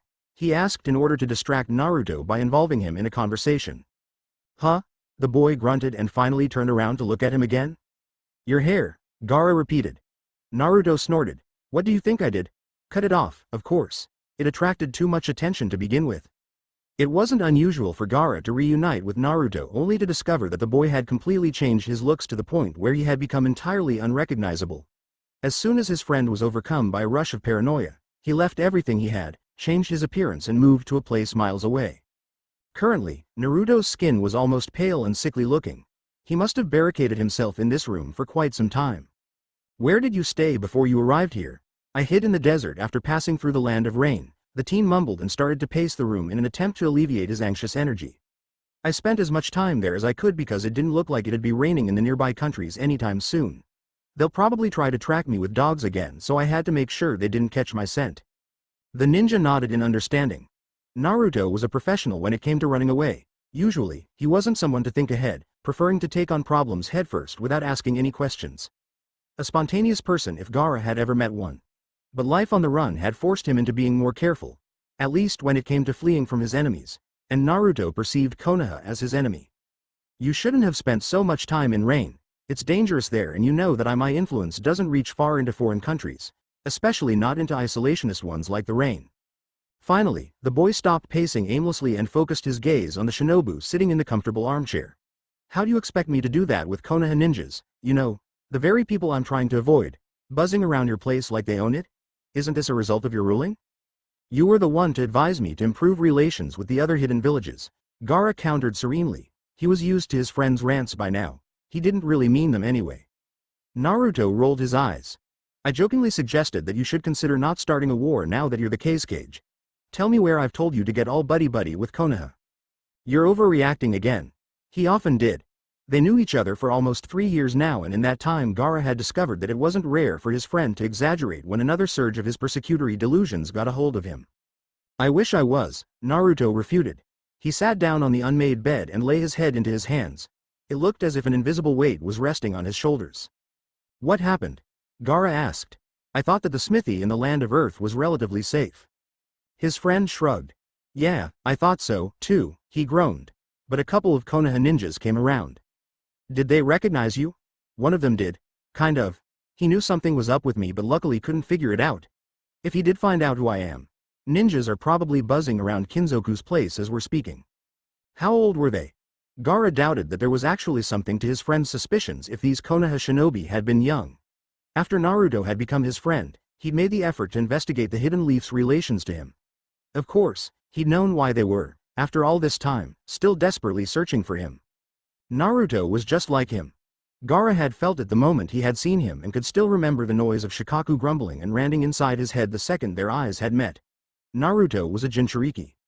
That day had been nearly 3 years ago. Back then, he was aimlessly walking through the desert that surrounded his village, not a rare occurrence. After all, it was impossible to let himself fall asleep and he had to find a way to spend his time during the silent nights. Often, he's been tempted to do it anyway, close his eyes and fade into sweet unconsciousness. It was the fear of never waking up again, Shukaku's constant voice reminding him what he would do once his host fell asleep, that forced him to keep his eyes open. It wasn't other people's lives, which undoubtedly would be threatened, he was worried about. Caring for only himself was the foundation of his life philosophy, after all. Solely, the knowledge that Shukaku might actually escape his host's body and kill him in the process, kept him awake. Suddenly, the hostile voice inside his head became louder. The low hissing transformed into deep, hoarse growls. The noise was so boisterous that it triggered an uncomfortable, pulsating sensation to permeate his skull. Gaara would have clasped his ears shut if he hadn't known that it wouldn't be of any help. All that he could do was to adhere to Shukaku's commands and follow where the sand led him. The person that had tugged him towards wasn't a glorious sight to behold. It was only a strange boy whose feet were clumsy on the ground that gave away so easily and betrayed the fact that he was unfamiliar with this terrain. While he kept on stumbling over his own feet, Gaara asked Shukaku why he had brought him here. Had it been the demon's simple, primal bloodlust? But Shukaku didn't answer him. All that Gaara could hear were his roars and guttural grumblings. Suddenly, the boy looked up. When the green of his eyes met the moonlight-illuminated azure, Gaara was able to feel a strange, yet familiar, presence. It could have been an instinctual gut feeling, a part of him that had become accustomed with the presence of a demon inside his own body, that made him realize what the boy was. Or maybe it just had been Shukaku who had whispered the solution to him. Gaara was already starting to prepare for a fight. If he could feel what the stranger was, surely he was able to feel what Gaara was, too. But apparently, he didn't have an idea because his face broke into a bright grin, his blonde ponytail swaying to the left when he asked, "Hey, care to help me out?" Gaara tried to remember the last time someone had approached him in such an unguarded manner. The boy was the first in years and would stay the last for many to come. The ninja didn't answer. Instead, he tried to figure out what to do with the weakling who was still staring at him with that stupid grin on his face. Disappointment arose in him. It could have been interesting to fight someone who was, in a way, just like him. So he resorted to listening to Shukaku, like he so often did. A millennia-old demon inside one's head could be persuasive, yet awfully predictable. It really was Gaara's own fault to expect something more creative when all the demon ever wanted was to kill everyone in sight. But it wasn't like Gaara had a better idea. So he attacked. He would have done it quickly, too, if he had known just how fast the boy could be. With a swift step the foreigner avoided his sand. But they were in his realm. The desert, a vast ocean of sand, was his to control. If Gaara really wanted to, he could capture the boy easily. But if anything, the weakling was quick on his feet and Gaara needed some sort of entertainment to pass the night anyway. So he let the sand chase him while picturing a whimsical cat playing with a rat before eventually eating it. The boy kept on running, jumping, fleeing. Sometimes he'd stumble over the soft ground and fall over only to scramble on his feet and start running anew. Often, Gaara let him escape where he could have captured him only because it was funny to see someone get so desperate in a frantic attempt to save their life. Eventually, he asked the boy his first question, one that would remain relevant even in far future. "For how long are you going to keep on running?" Suddenly, the boy laughed. It was a strange sight. A weak, skinny civilian spending whatever meager strength he had to save his pitiful life with a bright smile on his face. He turned around for a short moment to catch Gaara's seemingly empty gaze. "For as long as you're going to keep on chasing me." Gaara let the sand rest and watched the boy's steps come to a stop. He was panting loudly. "You finally done?" he gasped between his difficult attempts to suck air into his exhausted lungs. Instead of bothering to answer, Gaara retorted with another question, "What's your name?" But the boy was stubborn and insolent. A stupid trait to have when you stood in front of someone who could kill you without having to move his eyelashes. "Why do you want to know?" Gaara knew that his stare was frigid when he answered, "We might as well get acquainted if I'm going to torture you for the next few hours." The stranger scoffed dismissingly. "Weird protocol you've got here in Suna." Quirking his brow, his face split into another grin. "Tell you what, I'll introduce myself if you tell me who you are first." A minute of silence filled the air. Only the sound of the blowing wind lifting the fine grains of sand could be heard. "Are you bargaining with me?" the ninja finally asked. "Shouldn't you be begging for your life?" The boy shrugged. "Take it or leave it. I'm not telling you my name before you tell me yours." Figuring that either option didn't differentiate too much from the other, he answered, "They call me Gaara of the desert." The boy giggled although Gaara failed to see what was so funny about his current situation. "Well, they call me Naruto. Of the desert is a little redundant, though, don't you think?" I could have gathered as much without having you to tell me that. The corners of Gaara's mouth lifted slightly upwards. Naruto was mouthy in a way that hadn't annoyed him yet. He would serve well as a distraction for tonight. Maybe they figured that Gaara was a flashy enough name as it is. It does mean self-loving demon, after all. Naruto nodded before laying his head to the side and watching him in a thoughtful manner. Hey, aren't you the guy who let the Ichibi loose in the middle of Konoha? Before Gaara could answer, Naruto raised his brows in curiosity. So are you too much of a coward to fight on your own or what? In a flash, the sand was wrapped around Naruto, completely restricting every possible movement and tightening its hold around his throat. Gaara was listening to the boy trying to breathe in a seemingly detached manner, although he was seething on the inside. The gall that this weak, insolent idiot had made him so furious that even the choking sounds couldn't bring him any sort of satisfaction. You brat, you're no older than me, the boy croaked out, his voice almost non-existent coming through the grip that the sand had around his throat. His face, fiery red from the lack of oxygen, was twisted into a defiant grimace. And you're no stronger than me. You're just letting the fat raccoon dog do all the work for you. If there was anyone more enraged than him at that moment, it was Shukaku. Gaara hadn't ever experienced the demon shouting as loud before. Distantly, he could distinguish the demon ranting about the low-life vessel being just as arrogant as the disgusting fox that it was hosting. But it was hard to focus on anything more.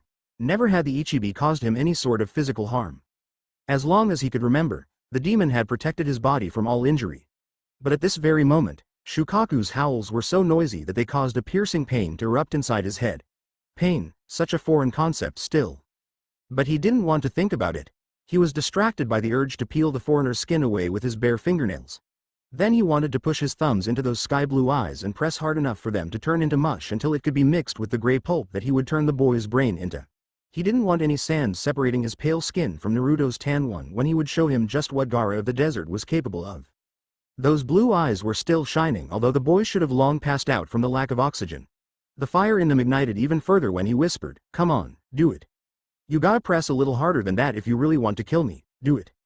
Gaara let go of the sand only to appear in front of Naruto, grab the knife that the boy had been hiding in his pockets and stab it into the bony shoulder while holding him up by his throat with his other hand. Naruto bit his lip and refused to make a sound. Gaara would make him scream soon. He would take his sweet time inflicting the worst of pains before growing tired and finally killing him. And this time, he would do it with his bare hands. It was strange to do it this way. The foreign sensation of contact with the skin made him forget his rage for a short moment. Actually touching someone while killing them felt oddly intimate. Gaara would have never thought that he was able to experience such a sensation. He was brought back by the sight of Naruto slowly trying to lift his arm. Gaara let him, expecting him to try to free himself of the steely hold that he still had around the other Jinchuriki's throat.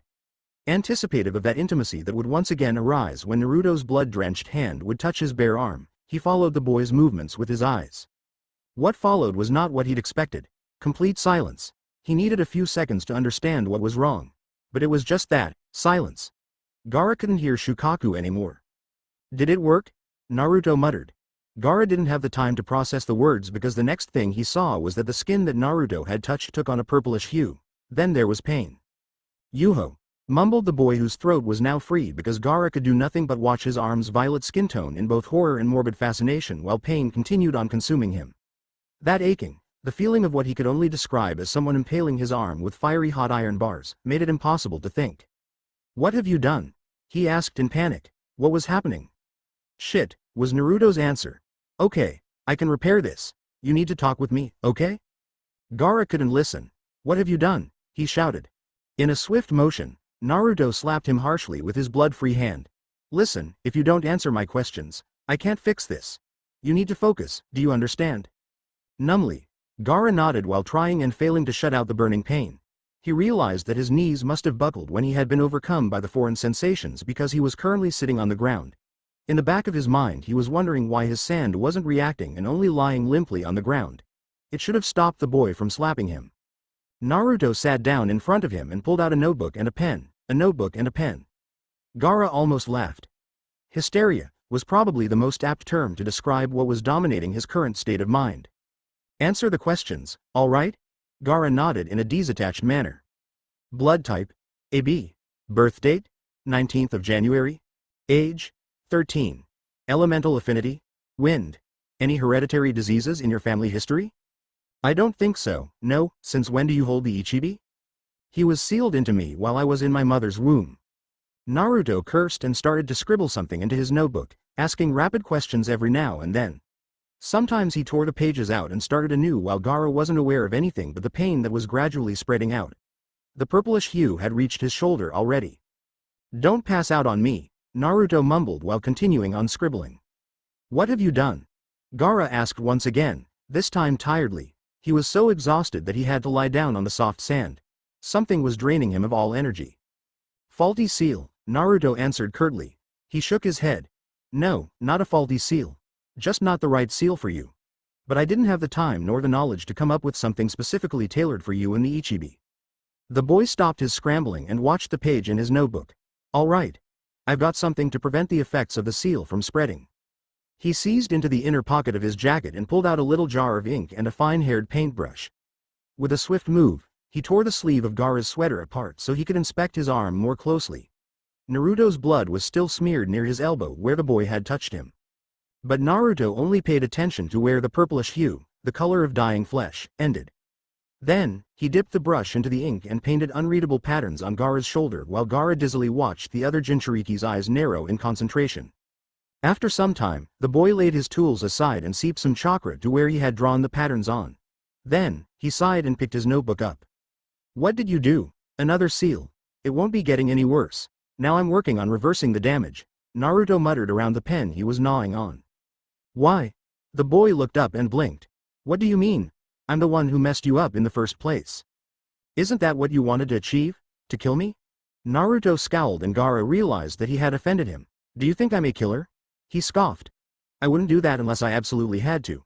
I just wanted to cut off your connection with the Ichibi so you would stop acting like a psycho." Gaara kept silent, satisfied that Naruto thought that his acts were merely a result of the demon's influence. The truth was, if he knew another way to revise the inflicted damage, he would have killed Naruto right at that very moment. But he still needed him. Suddenly, he remembered something and he felt his previous franticness returning. "Why doesn't the sand react to me any longer?" Naruto scratched the back of his head. I might have shut down 1 or 2, or 3 functions in your body. I'm not completely sure to be honest." Laughing in an embarrassed manner, he added, "Something went wrong but I didn't have the time to do it right." He started to scribble again and Gaara could discern that he was drawing some sort of unrecognizable sketches. "Every seal is its own creation, you know.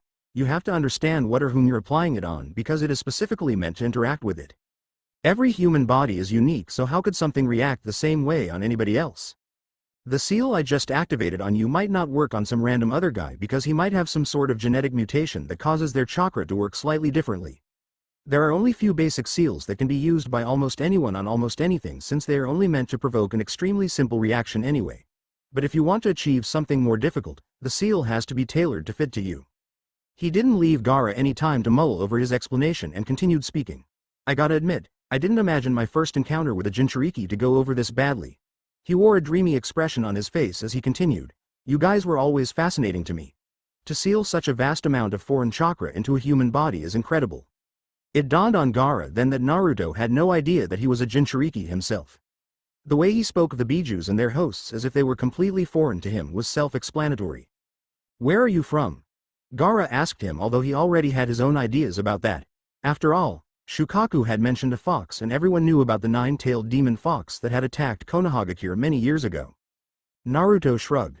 "From everywhere. Why are you here?" "I was curious about this place. Care to show me around?"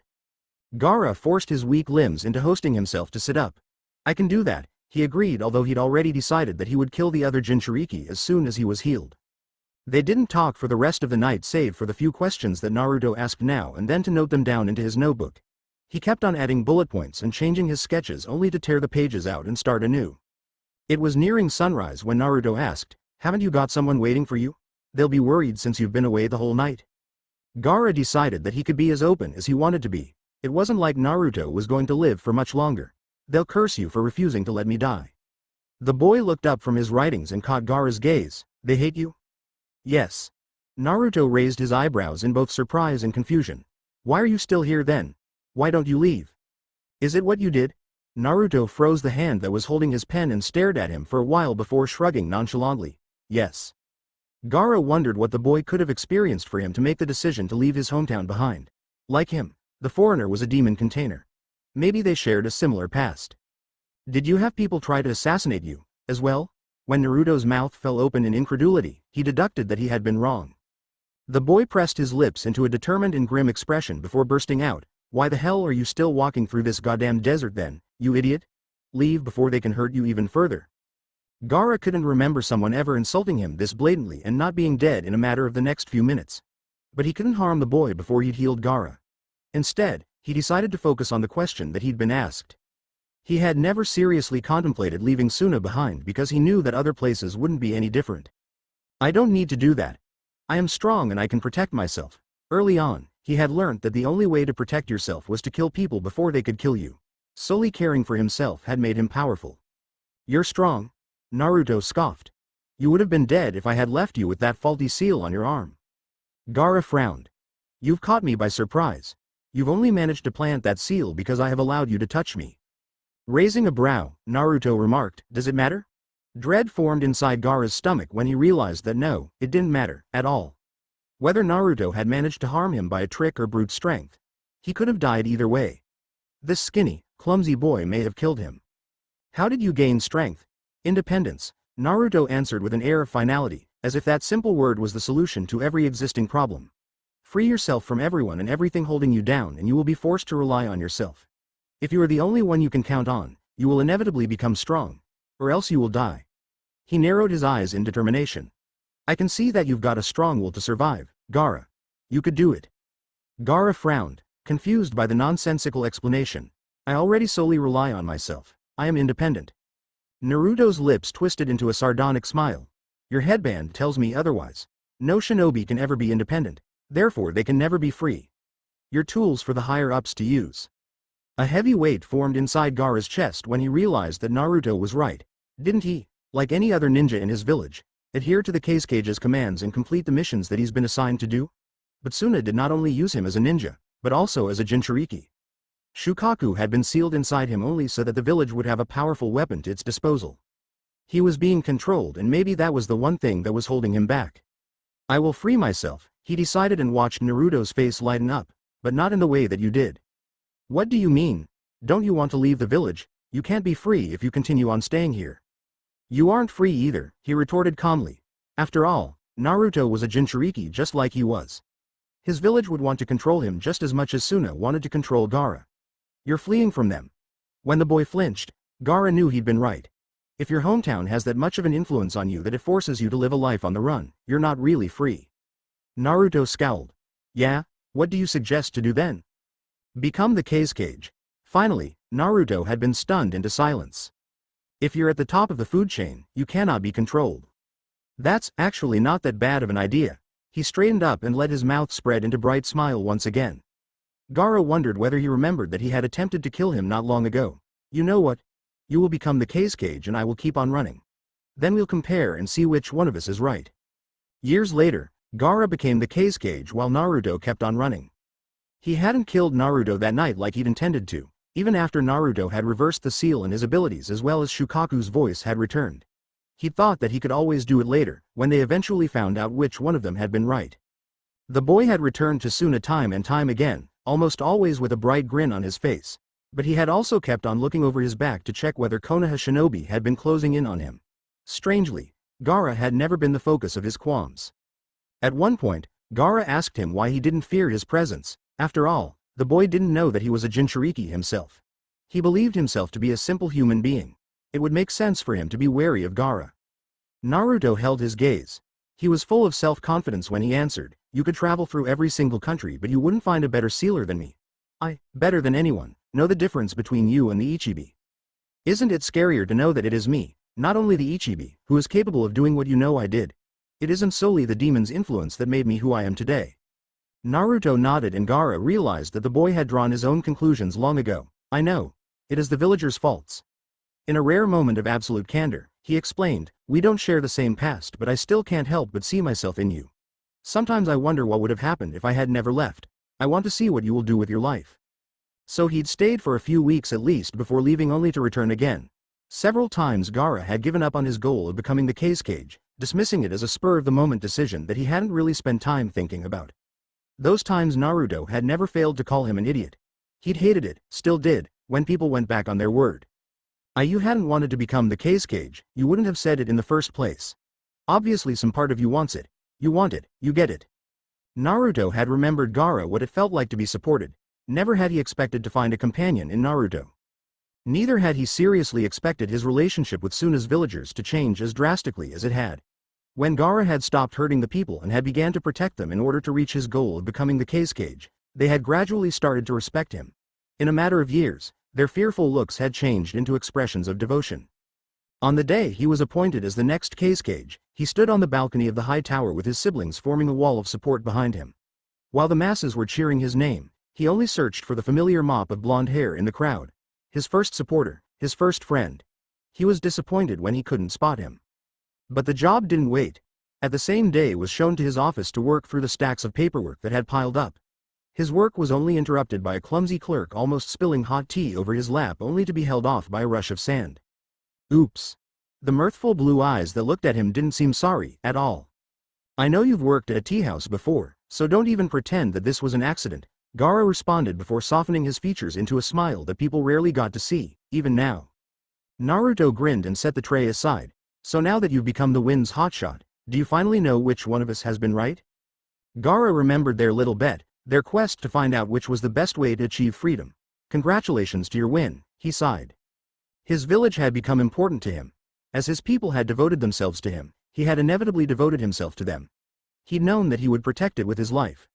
Gaara had only chained himself to Suna even further. There was just one person he would put before everything, even his village. Gaara blinked and forced himself to return to the present.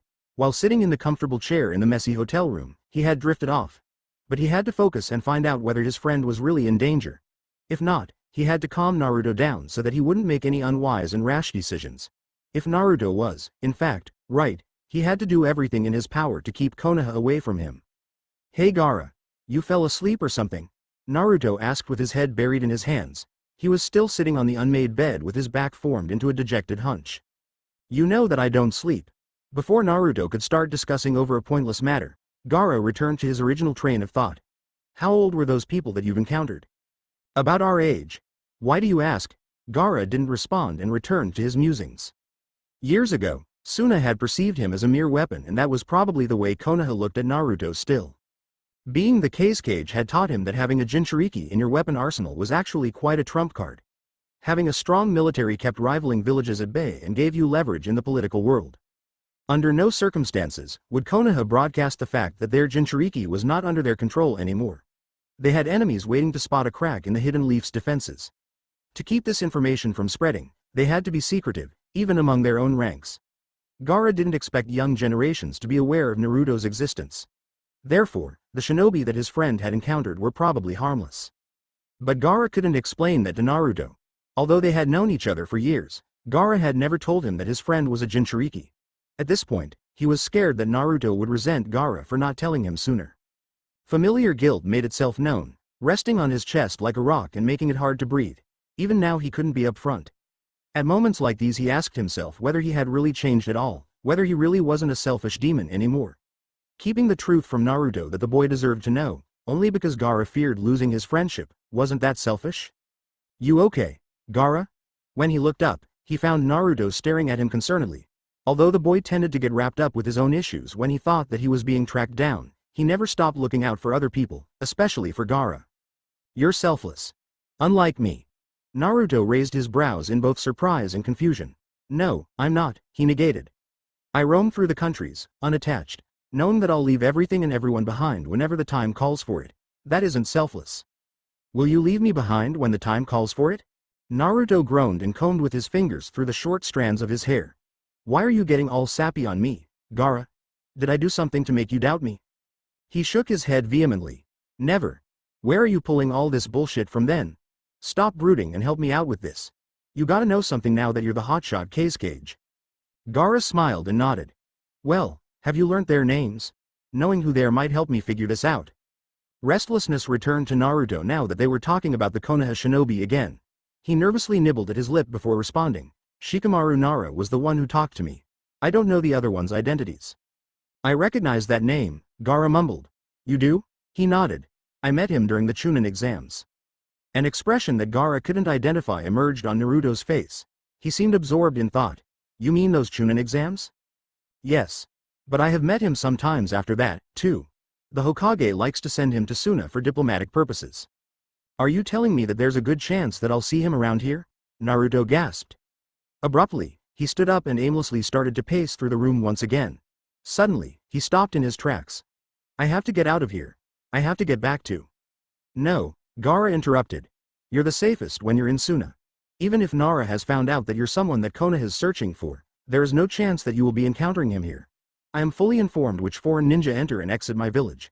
Leaving will only increase your risks of being spotted because I have no control over what is happening outside the land of wind. Naruto clenched his fist in frustration. Gaara knew that his friend hated waiting and biding his time. Nervously, he kept on gnawing at the nails of his fingers for a while until the skin broke and a tiny amount of blood emerged.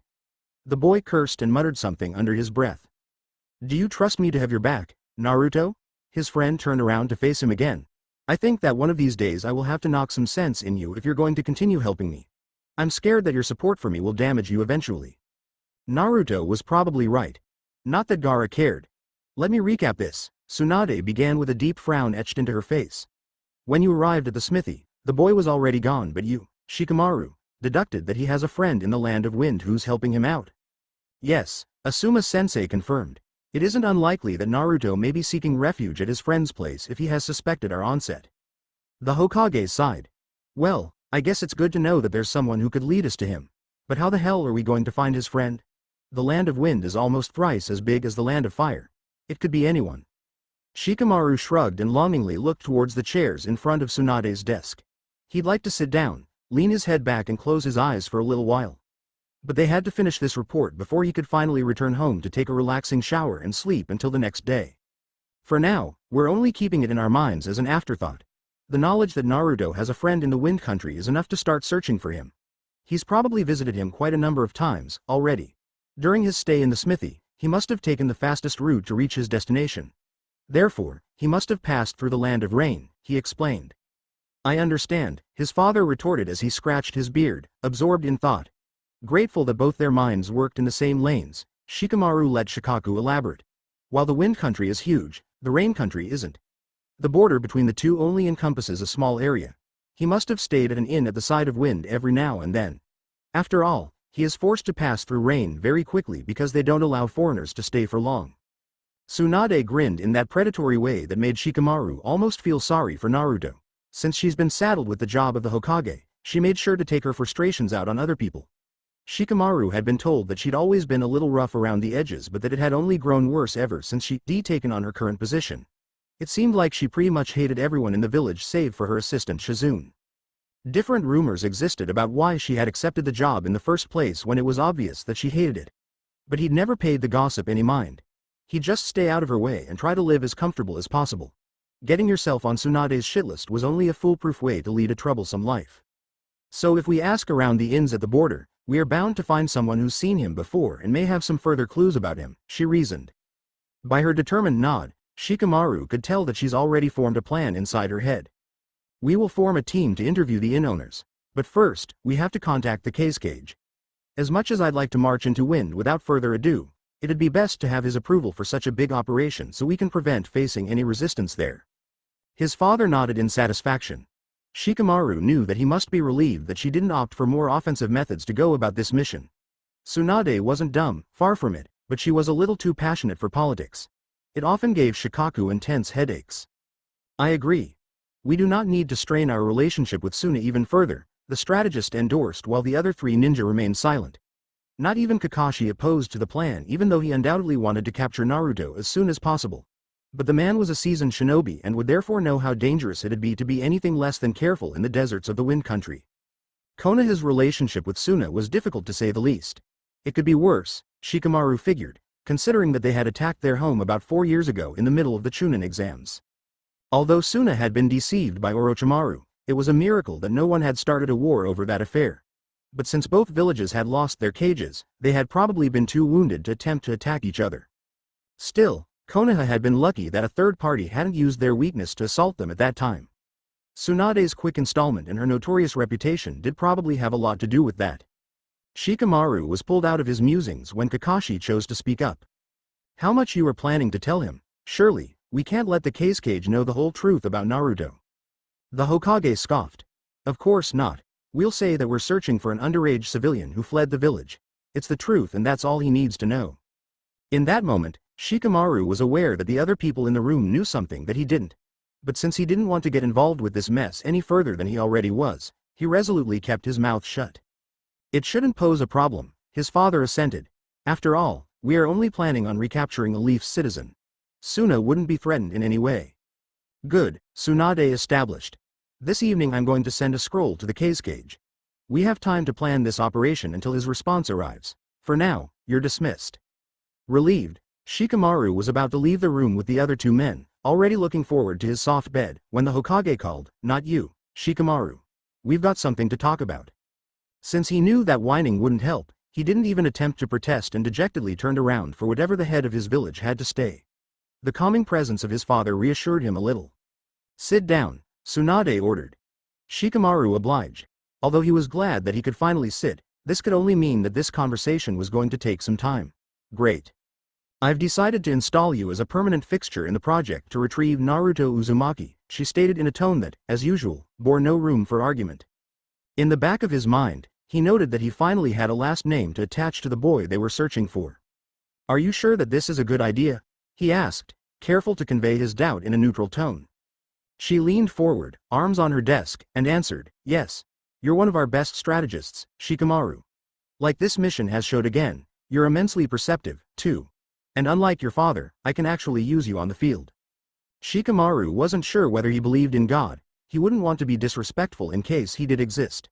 But for the umpteenth time in his life, he cursed whatever talents he's been gifted with at birth. It only brought on bullshit like this.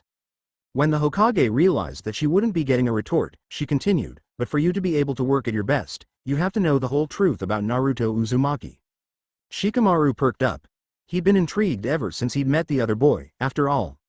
Now that he was too involved to escape this whole affair, there was no point in not satisfying his curiosity. Noticing that she had his undivided attention, Tsunade began her explanation with a question. How much do you know about the Kyuubi? Shikamaru shrugged, puzzled by the sudden change of topic. He's the nine-tailed demon fox that attacked Konoha 16 years ago. When the Yondaime defeated him, he disappeared. Tsunade nodded. By defeated, we let the people assume that he's been killed. But everyone who knows a basic thing or two about the Bijus is aware that that assumption is essentially a pile of horseshit. The tailed beasts aren't physical in the way that human beings are. They're large masses of chakra. The Namikaze brat was good, but even he couldn't have killed something that cannot be killed. Her explanation made sense. Shikamaru had never really spent time delving into what the tailed beasts were made of. He'd never cared about it. The only time he'd been somewhat confronted with that issue was when Gaara of the desert let his monster loose in the middle of Konoha. But at that time, he'd been so exhausted from his final battle at the Chunin exams, he'd barely managed to do anything. He hadn't been present to Gaara raging through the forest. Suddenly, Shikamaru's eyes widened in understanding. Many of them hadn't known why Gaara had acted like a psychopath, how he'd been able to control the sand, and what the hell he'd pulled when he'd fought Sasuke during the final battles. Only later on, people had started to murmur that he had released the Ichibi, the one-tailed demon, as an attempt to destroy Konoha. The demon had been sealed into his body. The Yondaime hasn't killed the Kyuubi, he's sealed him into a person. Yes, Tsunade confirmed. The fox was sealed into his son's body. Naruto Uzumaki is the container of the Kyuubi. Shikamaru relaxed when he finally understood why everyone was so dead set on finding the boy. You wouldn't want the guy who holds the power of a chakra monster out of your influence, or even worse, controlled by one of your enemies. You have to keep this fact in mind if you want to predict Naruto's next move, Shikaku proceeded. But it hasn't come to our attention that he's ever used the Kyuubi's chakra. In fact, we don't even know whether he's aware that he is the fox's host. The Hokage snorted. Just expect the worst. I know that Kakashi doesn't want to hear it, and that's why I send him out, but he poses a serious threat. Hitaki is on some weird guilt trip and doesn't want to accept the fact that his sensei's son is very dangerous and obviously not on friendly terms with Konoha. Shikamaru remembered his first meeting with the boy. Back then, he hadn't seemed hostile in any way, but you could never know.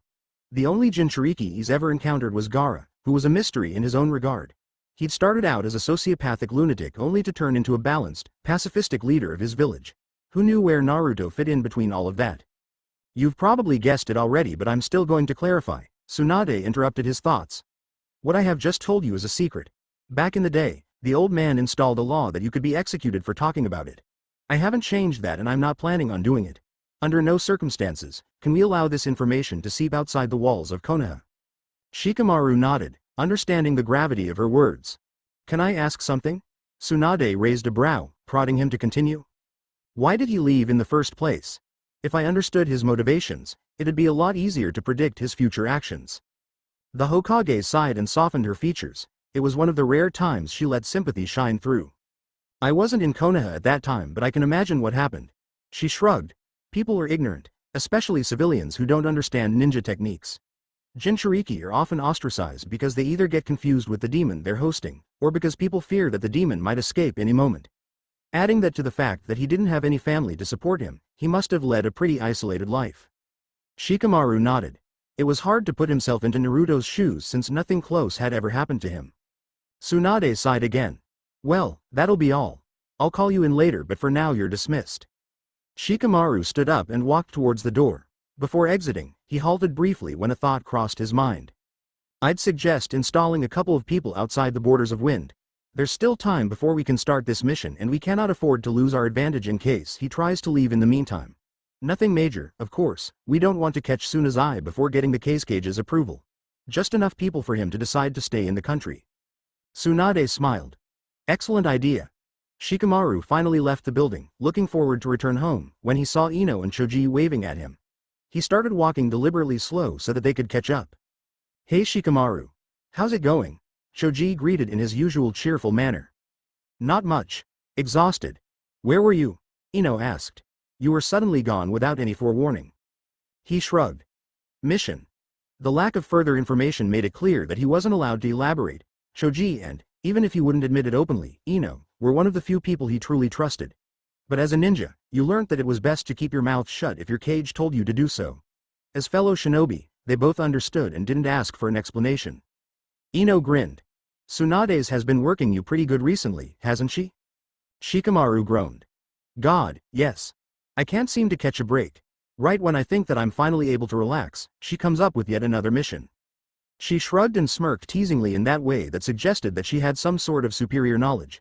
Well, people have been talking, you know. Since Shikamaru wasn't interested in the least about the latest village gossip, he ignored her comment. But even Choji, who usually was as clueless as Shikamaru when it came to stuff like that, smiled impishly. It's been said that you're the next to be promoted to Jonin, his friend explained. Shikamaru turned to Ino and fixed her with a cold stare. Was it you who started this rumor? She shrugged. It isn't unreasonable, though, is it? You're being sent on missions more frequently than the rest of us Chunins and you almost always have to take the lead. And now the Hokage is even putting you together with other Jonins to give you these super secret assignments. She smirked. Wouldn't be the first time for your lazy ass to get an early promotion. Choji's bright grin didn't budge.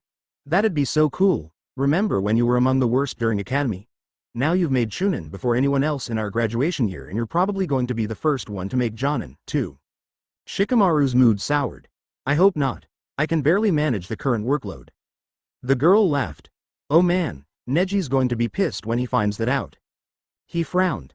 He hadn't even thought about that, but Ino was right.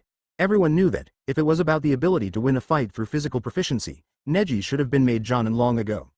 Although Shikamaru had experienced firsthand that this wasn't all that was considered when promoting someone, he suspected that Neji's lack of leadership qualities wasn't the reason why he was still stuck on Chunin level. The sad, yet hilarious, truth was that Tsunade couldn't stand Neji's guts. Shikamaru wasn't just recently struck by the realization that you shouldn't mess with the Sannin.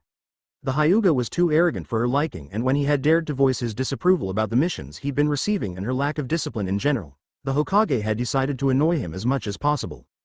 But it was only after the Hyuga clan had tried to badger her into promoting their prodigy when Neji has ironically lost all possibilities of being promoted in near future. Tsunade didn't take well to people attempting to pressure her.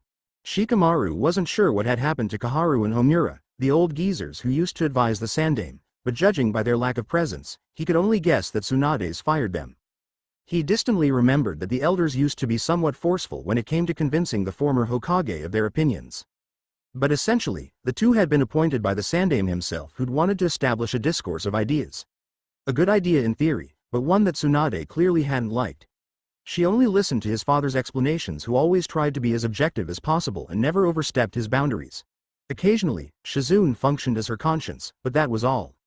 The Hyugas should have known to be careful around her, especially considering how they always acted like they were smarter than everyone else. Shikamaru couldn't say that he liked them. Hinata, the shy girl who he graduated academy with, was alright, but the rest of them tended to act like they were superior to other people. He wouldn't care if he didn't have to work with them on missions. Although they eventually learned not to question every single decision he made as a team leader, it was always a trial to get them to that point. Neji had been particularly hard to deal with. These days, they got along well enough to work efficiently together. But Shikamaru had no intentions to spend any further time with him. He just hoped that his promotion would remain a rumor so he could save himself a lot of work and confrontation. He sighed when he finally spotted the familiar Nara estate. Shoji put a hand on his shoulder. "Get some rest, we'll catch up later." Yeah, he deserved to be lazy for a while. Gaara watched the scroll on his desk, suppressing the tremor that wanted to run through his skin. Carefully, he looked up to face the two foreign ninjas standing in front of him. Their leaf headbands gleamed proudly on their foreheads. "The response will be ready by tomorrow morning. Be my guests until then and rest in one of our hotels," he suggested in a monotone voice. The two men nodded politely and left his office. Although he was finally alone, he found it impossible to relax. He picked up the scroll once again to reread it another time. The Hokage was asking for his approval to install ninjas at the borders of the Wind Country and interview inn owners that were located near the rain. They were searching for an underage civilian who had fled from his village. Gaara felt the strange urge to curse. When it had been reported to him that a few Konoha shinobi had been sighted at the outer skirts of the border, he had instantly suspected that something was wrong. Back then, he had been relieved that Naruto hadn't attempted to leave the country. Otherwise, he might have encountered them on his way. But now that the Hokage was asking for permission to conduct a broad, thorough mission at places that his friend has passed through, looking for someone who fit his description, he was absolutely sure that Konoha was searching for him again.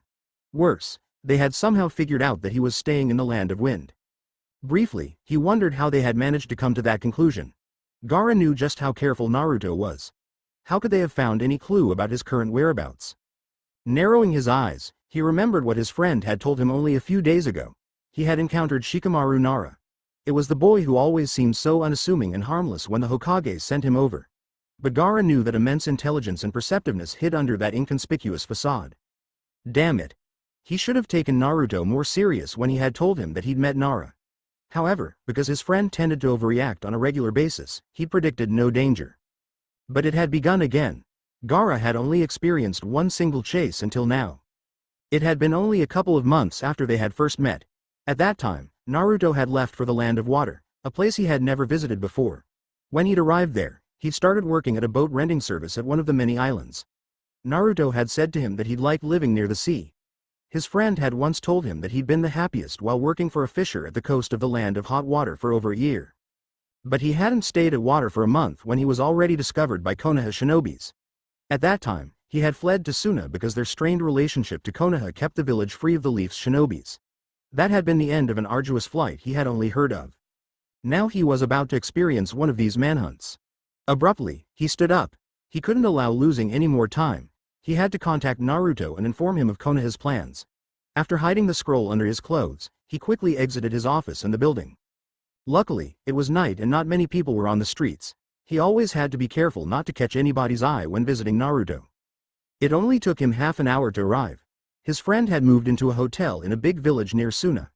After walking through the building's floors that he had somewhat grown familiar with, he knocked twice on Naruto's door. "It's me," he whispered. The door opened a crack to reveal his friend's tired expression. "Gaara? Did something happen?" "Let me in." Naruto obliged and closed the door behind him after Gaara entered the room. He decided to get straight to business. "You were right. Konoha knows you're here." The boy's face paled visibly, which was a feat considering the pallor he had acquired during the last weeks of self-induced confinement. So the ninjas that were spotted across the border a few days ago hadn't been there coincidentally? Gaara shook his head. "I don't think so, no." He passed Naruto the Hokage's scroll. "They're planning on interviewing the inn owners near the rain border and installing some guards on the other borders. They want to trace me while I am trapped and unable to leave the country," Naruto realized. Gaara wanted to reassure his friend that they wouldn't find him. After all, clues would only lead them so far and they couldn't search the entire Wind Country for him. But he hadn't taken this situation serious enough before. Helplessness settled onto him, making him become uneasy and restless. He could not allow Konoha to retrieve his best friend. I could forbid them to enter the country, he suggested weakly. Naruto shook his head. No, he replied, his voice strangely hollow. You should have no reason to refuse this. If you did it anyway, they would immediately suspect that something's wrong. Gaara had known this already, but he didn't know what else to do. Their only other option was to hide Naruto in the hopes that he wouldn't be found. He watched as Naruto nibbled on his lips, deeply absorbed in thought. Finally, he stopped and looked at Gaara. He expected his friend to tell him that he had told him so, that Gaara should have taken him serious from the get-go. Instead, he said, fine. If they want to have another chase, they'll get it. The determined tone of voice, the passion in his eyes, it all reminded Gaara of the night they had met. When his sand had been gripping the boy's throat tightly and Naruto, seemingly weak, had looked into his eyes and had dared Gaara to kill him. Naruto grinned. I wish it wouldn't have come to this, but I've got no other choice than to continue fleeing. And I know better how to flee than they know how find. That's how I managed to escape for so long, after all. Naruto. The boy perked up. Remember when you told me that you will inevitably become strong if you are the only one you can count on, or else you will die? Naruto nodded. I still stand by that. You know that I always stand by my word. Well, I don't care how strong you are. I will not allow you to only count on yourself. You know that I have your back whether you like it or not. A bright smile once again spread over his friend's face. Good. I've already got some ideas. This isn't my first chase, after all. Are you ready for the first step of my genius plan? Gaara nodded in determination. First, you have to get me women's clothes and a lot of coffee. It looked like a bird's head, Shikamaru decided, as he kept on watching the large, pure clouds pass by. With a sigh, he closed his eyes and savored the moment, one of the rare quiet ones these days. Although he'd hoped that his schedule would clear up once he'd returned from the land of Earth, he'd actually known that life would continue staying busy for a while. After all, Naruto Uzumaki hadn't been retrieved yet, the mission hadn't been completed. He'd been proven right. Just a few days after he had been made a permanent fixture in this project, he had been called to the Hokage's office once again. Without further ado, she told him that she decided to install him as the leader in the upcoming mission to find Konoha's Jinchuriki in the Land of Wind. Shikamaru had been shocked. He tried to argue that he didn't have enough experience in handling such an important task, but Tsunade hadn't let herself be swayed. She'd curtly explained that they needed a gifted strategist to organize and lead a relatively big team of ninjas. Since strategizing was his specialty, he'd already been in the pool of shinobi to choose from. The fact that he was familiar with Naruto's status as the Jinchuriki and lacked emotional involvement had sealed the deal. He really started to hate Naruto Uzumaki. The boy only brought on work. Even this little moment that he believed to have for himself wasn't meant to last. The shadow that fell over his face obscured his view of the clouds. When he looked up, he was met with the familiar faces of Kiba Inuzuka and Shino Aburame. When Kiba sat down on the soft grass, Akamaru quickly rushed by to lay his furry head on the boy's thigh. But the dog remained alert, which meant that he, like Shikamaru, felt the tension hanging in the air. These two weren't just paying him a visit for the hell of it.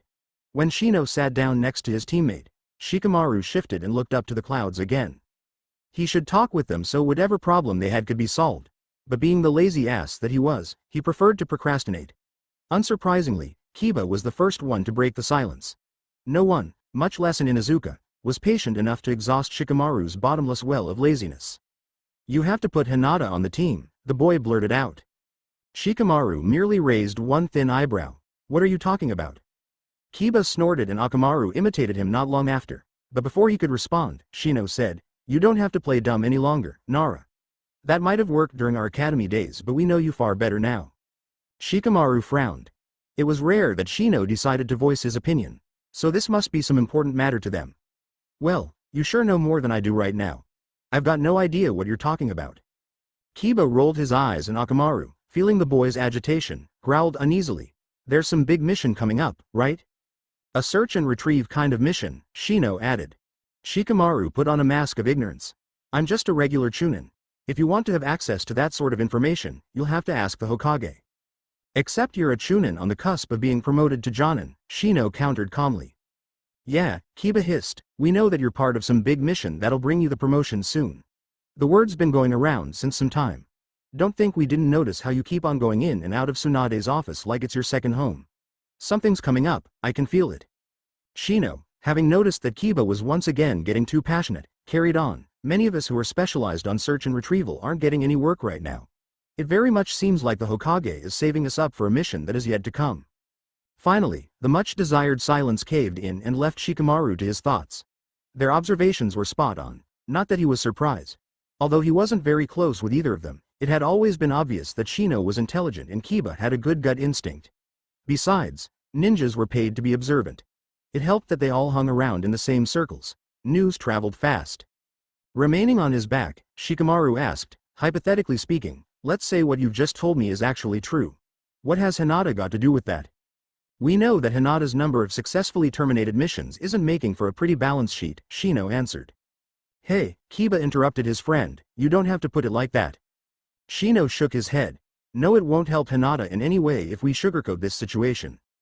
His teammate looked like he wanted to object, but he bit on his lower lip and begrudgingly let Shino continue. She just barely scraped by in the Chunin exams. Her success rate isn't working in her favor, either. It seems like the Hokage is losing trust in her abilities as she is getting charged with less and less missions. Because of that, she's under even more pressure from her family, which only serves to diminish the little self-confidence that she has. As a result, her performance suffers even further. If now she was one of the few ninjas who weren't included in a mission that required the traits that she is supposed to specialize in, it will only bust the little sense of self-worth that she possesses. Shikamaru had never heard Shino Aburame talk this much in one go. He must be serious about this. Finally, he brought himself to sit up and to turn towards the two boys. What has that to do with me? Even if I was, hypothetically speaking of course, part of this alleged mission, how would I have any influence in who makes it on the team? Please do not insult our intelligence like that, Nara, Shino retorted coolly. We might not be you, but we're perceptive enough to notice when someone is the Hokage's most frequent visitor. Yeah, don't take us for a fool, Kiba growled. You've got some sort of influence in what's going on. It only makes sense to put you in this position since it is your leadership qualities that have to be tested in order for you to be promoted to Jonin, Shino added. Shikamaru rolled his eyes. They were good, he had to give it to them. Let me get this right. You want me to put in a good word for Hinata so she gets to be part of a mission that she is not fit to be part of? Kiba stiffened. That's not true. Hinata has the Byakugan. She's got a natural talent for tracking. So has every other Hyuga. Only can they use their Kekkei Genkai much better than Hinata can. Kiba punched his fist into the earthy ground where it left a slight imprint of his knuckles. Hinata can handle her Byakugan just well. But that asshole clan of hers is constantly pulling her self-confidence down. That's why she's barely able to function when they're near. Shikamaru was pretty sure that Kiba was close to jumping at his throat. He contemplated binding the boy's shadow because he knew that the Inuzuka was too fast and too close to be blocked once he attacked. But then he would have to deal with Akamaru, Shino and the bugs. Still, he wasn't about to let Hinata be forced on him. No doubt had the girl potential, but that was of no use when she was too reluctant to fulfill it. Did you ever consider that she might just not be ninja material? He asked calmly. Nara, Shino interjected only for Shikamaru to cut him off. No, Aburame. You said it yourself that sugarcoating wouldn't help this situation. The unveiled truth is that Hinata doesn't have the mindset to be a shinobi. Maybe she's too much of a good person for that to happen. But ninjas can't always be good people. Sometimes we have to do bad things to achieve what is best for our village. Some people can do that and I'm not looking down on that. Not everyone has to be a ninja. Except Hinata has to be a ninja and you know that, Kiba hissed. We clan kids don't have the option to be anything else. Even you Nara. You, whose clan is known to be just about the laziest and most easygoing one in Konoha, could not choose to not be a shinobi. No one cares whether we have the right mindset. For a moment, Shikamaru was reminded of that day he had met Naruto. The smithy. Hot, stuffy air and dirty, coal-smeared surfaces. Naruto holding Asuma-sensei's blades into the fire. The flame's orange warmth radiating and covering his bronzed face in its glow. The blue eyes trained on the task ahead while asking him whether he liked being a ninja. No, I hate it, Shikamaru had answered him. Naruto had laughed and had asked why he had become a shinobi then. Shikamaru remembered his response even more clearly than the rest of that scene. I was born into a ninja family, I have to do it, I've got no choice. Shikamaru did have the mindset to be a shinobi, but if he had been free of his loyalty towards his family and his village, he wouldn't have wanted to become one. Shino must have noticed that Kiba's words had resonated with him. Hinata's got no other choice. But because she's so sensitive, other people's assumptions influence her greatly. She has to think that people still believe in her. Shikamaru contemplated it. He did have the power to put Hinata on the team. Tsunade had given him the option to assemble the shinobis that he needed since he was the one who would eventually lead and organize them in the actual course of the mission. Of course, everything had to be approved by her, but convincing the Hokage that Hinata would be a beneficial addition wouldn't be that hard. He let the hypothetical situation run through his head. Where he would install her, whom he would team her up with, how she would react if she was ever faced with Naruto. No, he decided, I can't do that. This mission could be very dangerous. Kiba cursed. Damn it, Nara, you don't understand. No, you don't understand it, Kiba, Shikamaru interrupted, feeling his serenity quickly slipping away. The pressure to perform had been weighing on him for some time now. It only kept on getting worse as he kept on rising in rank. Everyone tried to fulfill their interests through him while he, damned be his ability to assess a situation through different perspectives, was caught in between the webs. I have to lead this mission. Don't act like you're a stranger to that position, Kiba huffed. No, I'm not, Shikamaru retorted coldly. And I hate it because everything that happens in the course of a mission is in my responsibility. I'm the one who's making the decisions. If someone dies, their blood will be on my hands because I send them into a fight which I should have known they couldn't win. Finally, there was silence. Yet Shikamaru wished the discussion would continue so he could ignore that he just spilled what was one of his biggest fears. He usually didn't get emotional on other people, especially not on old academy comrades he barely had anything to do with. But Shino and Kiba had accidentally hit a few of his insecurities and he hadn't been able to control himself. You're right, Shino finally broke the silence, but Shino, Kiba protested weakly. His teammate shook his head. No, it wasn't fair of us to come to you with these expectations. Maybe that's why you're being considered for Jonin, Nara. You aren't short-sighted like the rest of us. There is only one piece of information that you lack that tampers with your perception. Hinata isn't weak. Kiba nodded determinedly. She could beat my ass up, I swear. You know that I wouldn't just say that about anyone. She can not only use her Baikuban for scouting but it also makes her awesome at taijutsu. Shikamaru sighed. Are you trying to sell Hinata as a combat specialist to me? It's true, Shino claimed. She has a very hard training behind her. She was once considered the Hyuga heiress, after all. Shikamaru sighed again. There was probably some truth to that, but the fact remained that he had never seen Hinata even incapacitate someone. Tell you what, Kiba suggested. Join one of our training sessions and fight with her. She will be reluctant to hurt you at first, but once she gets used to the situation, she'll beat your ass up. Shikamaru raised one eyebrow. Beating me at a taijutsu battle isn't a feat, I suck. Regardless, Shino argued, you will be able to assess her abilities.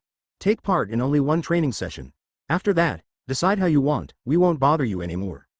Shikamaru groaned and lay back on the ground, wishing the earth would suck him up so he wouldn't have to deal with anything anymore. 14. Never before had Shikamaru led this many people.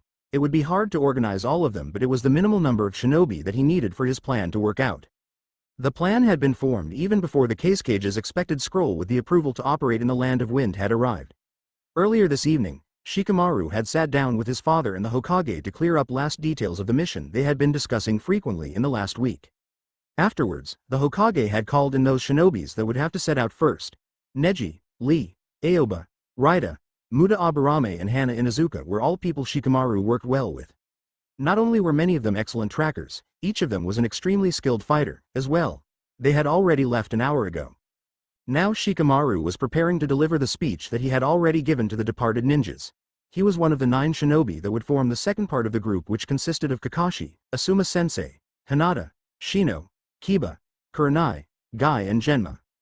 After the conversation he'd had with Kiba and Shino, he'd grudgingly joined Team 8 in a training session under the pretense of trying to improve his own skills.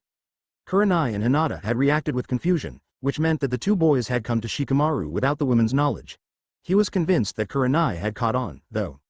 In the course of the training he'd found out that Hinata wasn't as incapable as he believed her to be. Although she needed some time to warm up, she'd actually worked really well in combination with her team.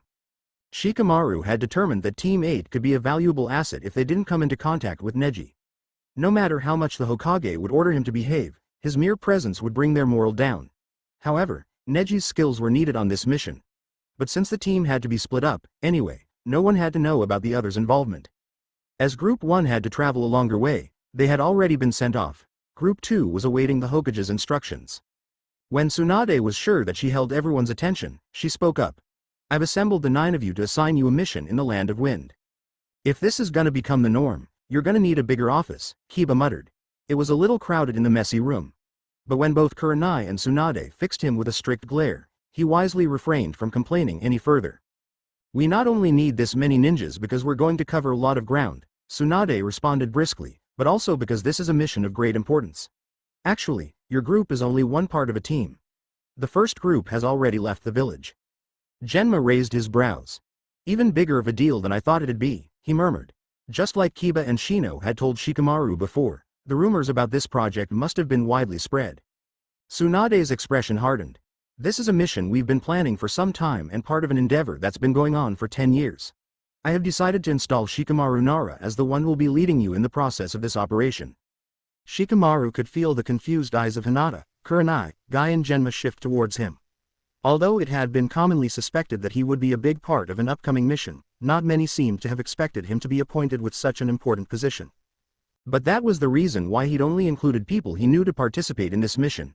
After all, he had to give orders to shinobi that were higher in rank and he couldn't use people who'd question his instructions. When Tsunade gave him a meaningful nod, he walked towards her desk to pick up a folder of files.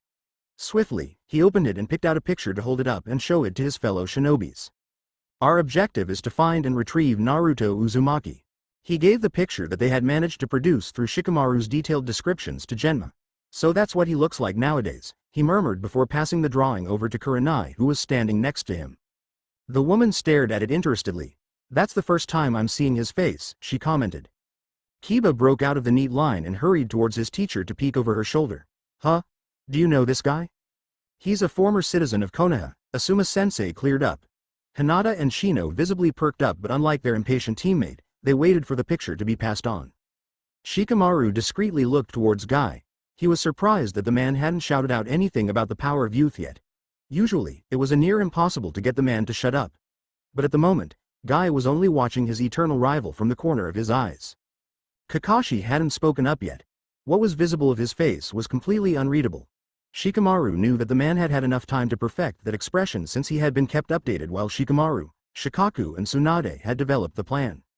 Again, it was Kiba's passionate voice that managed to interrupt his musings. "Does that mean this guy is a Nukanin?" he asked, his face mirroring the disgust that he felt. Behind him, Akamaru started to growl nervously when he sensed the boy's agitation. Shikamaru suppressed the urge to snort.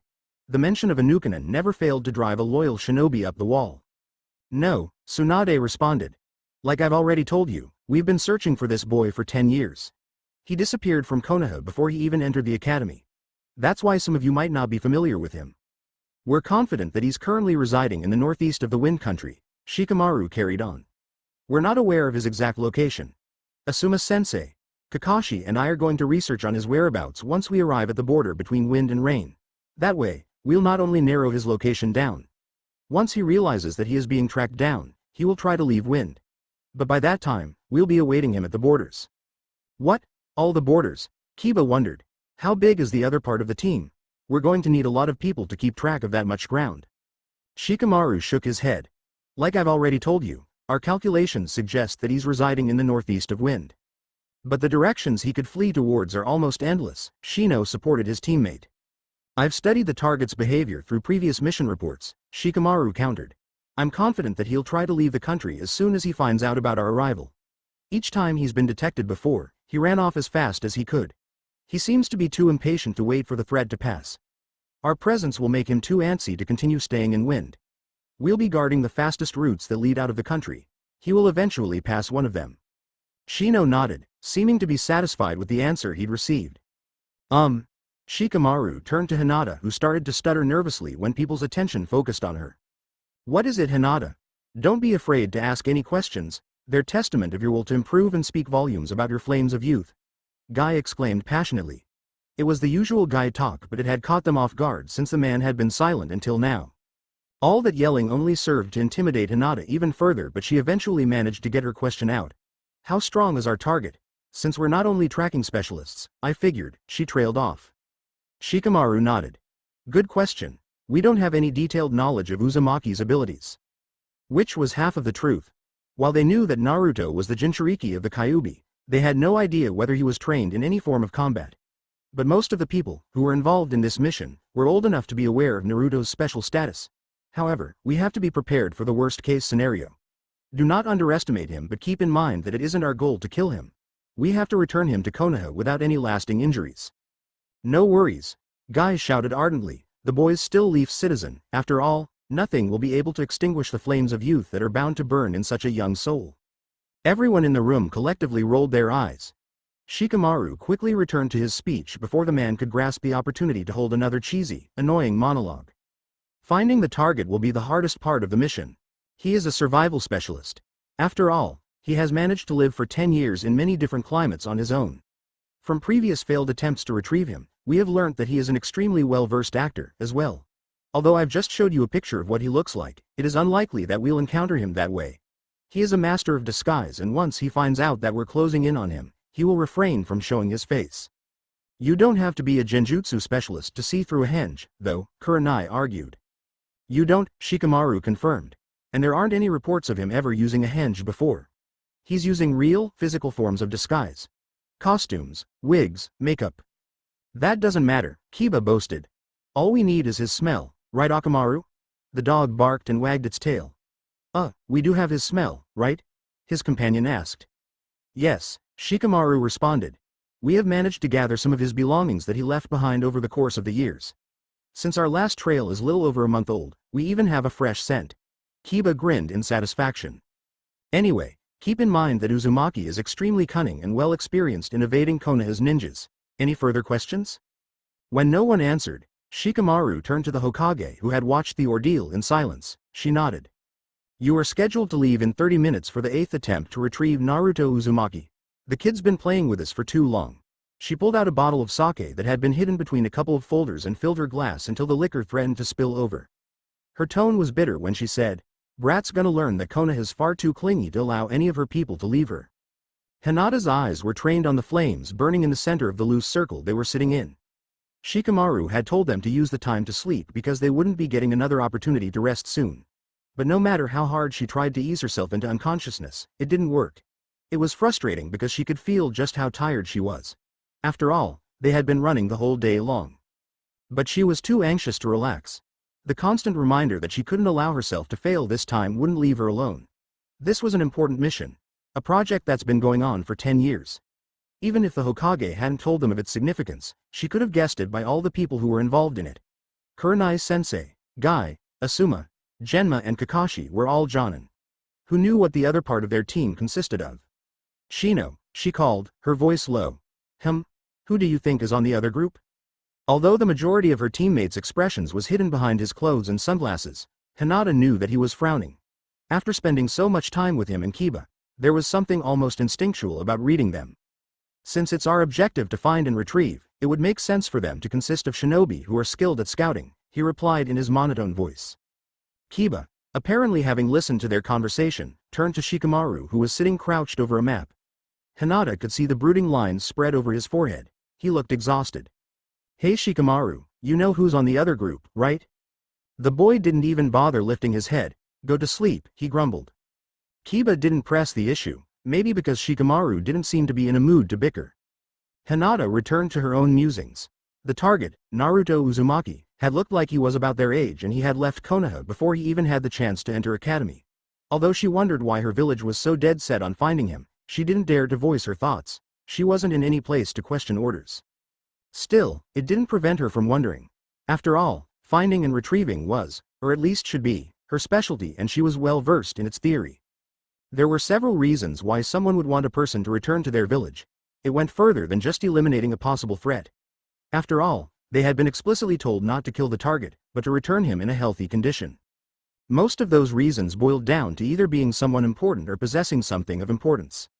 That meant that Uzumaki could be the child of someone politically influential. Or, he could have some sort of object that Konoha didn't want to let go of. The last possibility, the one that Hinata hoped not to apply to their situation, was that their target had abilities that their village wanted to use or at least prevent getting abused by other nations. It didn't happen very often, but every time it did, an uneasy weight settled on her chest. Hinata was glad that Neji wasn't here. After all, his own father had been sacrificed to prevent the secrets of their Byakugan from spreading. Although her cousin hated her, she wouldn't want him to experience something that had hit so close to home. Just a couple years ago, it had already happened. Sasuke Uchiha, a boy that she had graduated academy with, had left their home. For some time, Konoha had tried to retrieve him because they hadn't wanted one of the last users of the Sharingan to leave the village. But soon, Tsunade had stopped believing that Sasuke would ever become anything else than a threat to their home. Maybe because the boy had run to Orochimaru, the man who'd been a great danger to Konoha ever since he'd left it. Sasuke had been outlawed. The order was no longer retrieve, but to eliminate. A shiver ran down her spine despite being so close to the campfire. Luckily, that wasn't the case with their current target. She wouldn't be forced to kill anybody. She looked up from the fire to watch her group members lying around the flames. Everyone but her and Shikamaru seemed to have fallen asleep. The boy gathered the map that he'd spread across the grass and put it aside. Shikamaru, surprised, he looked up. Hinata didn't blame him. She was surprised that she had dared to speak up, as well. But ever since Shikamaru had joined her team for a training session, she had had the opportunity to grow a little more accustomed to him. He was a little grumpy at times, but otherwise nice. What will happen to our target after we've captured him? She knew she shouldn't ask. There wasn't any use in thinking of their target as a person, someone who was, just like them, a human being. They had to stay detached. She'd been told often enough that commiserating with someone made you weak. Hinata knew all too well that she was weak. Shikamaru shrugged and lifted his head. When Hinata followed his gaze, she spotted Kakashi sitting on a branch of an old tree, distanced from their group. Don't know, the boy answered and lay himself on the ground to get as much sleep as he still could in the short remainder of the night. I just hope that they'll leave me alone when this is over. To what do we owe the pleasure? Asuma-sensei asked. The smile that spread over his face was so sweet that Shikamaru would have believed it to be real if he hadn't known any better. But as it was, he did know better. Shikamaru was in no mood to deal with the Kazuki's older sister breathing down his neck, neither was Asuma-sensei. Tamari grinned that cocky grin of hers, absolutely unapologetic and elated about being able to disturb their work. The Kazuki requests detailed information on the shinobi that will occupy the borders of our country. That we have given him, Kakashi retorted. An outsider wouldn't have been able to pick up on the irritation in his nonchalant posture and uncaring words. But Shikamaru, having spent a lot of time around him during the recent months, could make out the slight hint of irritation in his voice.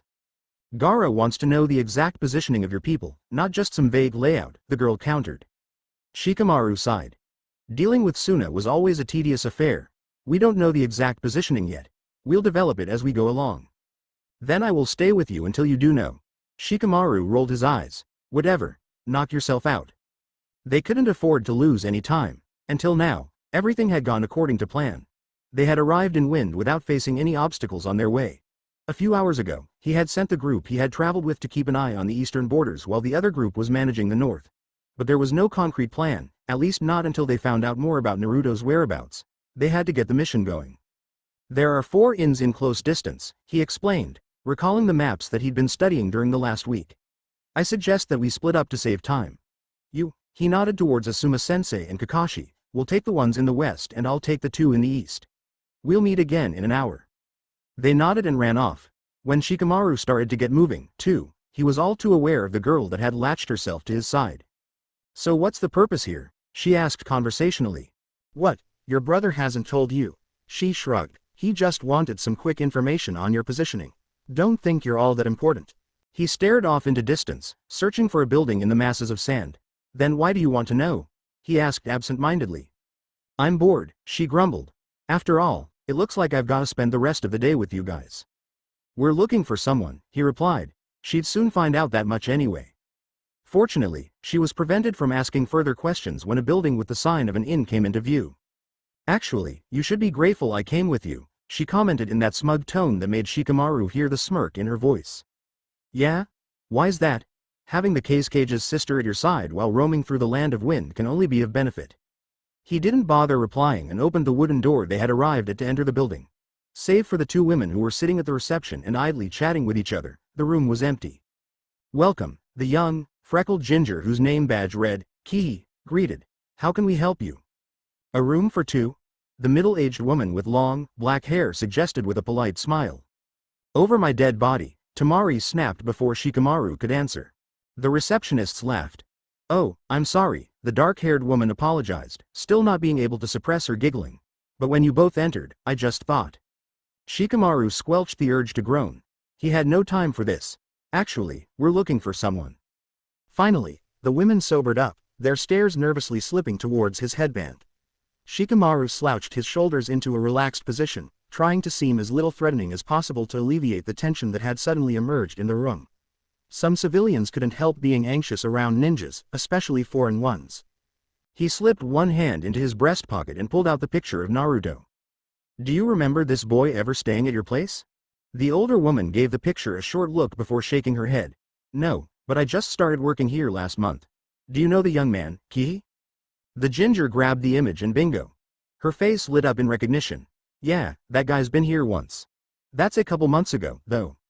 "What else do you remember about him? Anything could be of importance," Shikamaru pressed. Kihi shrugged.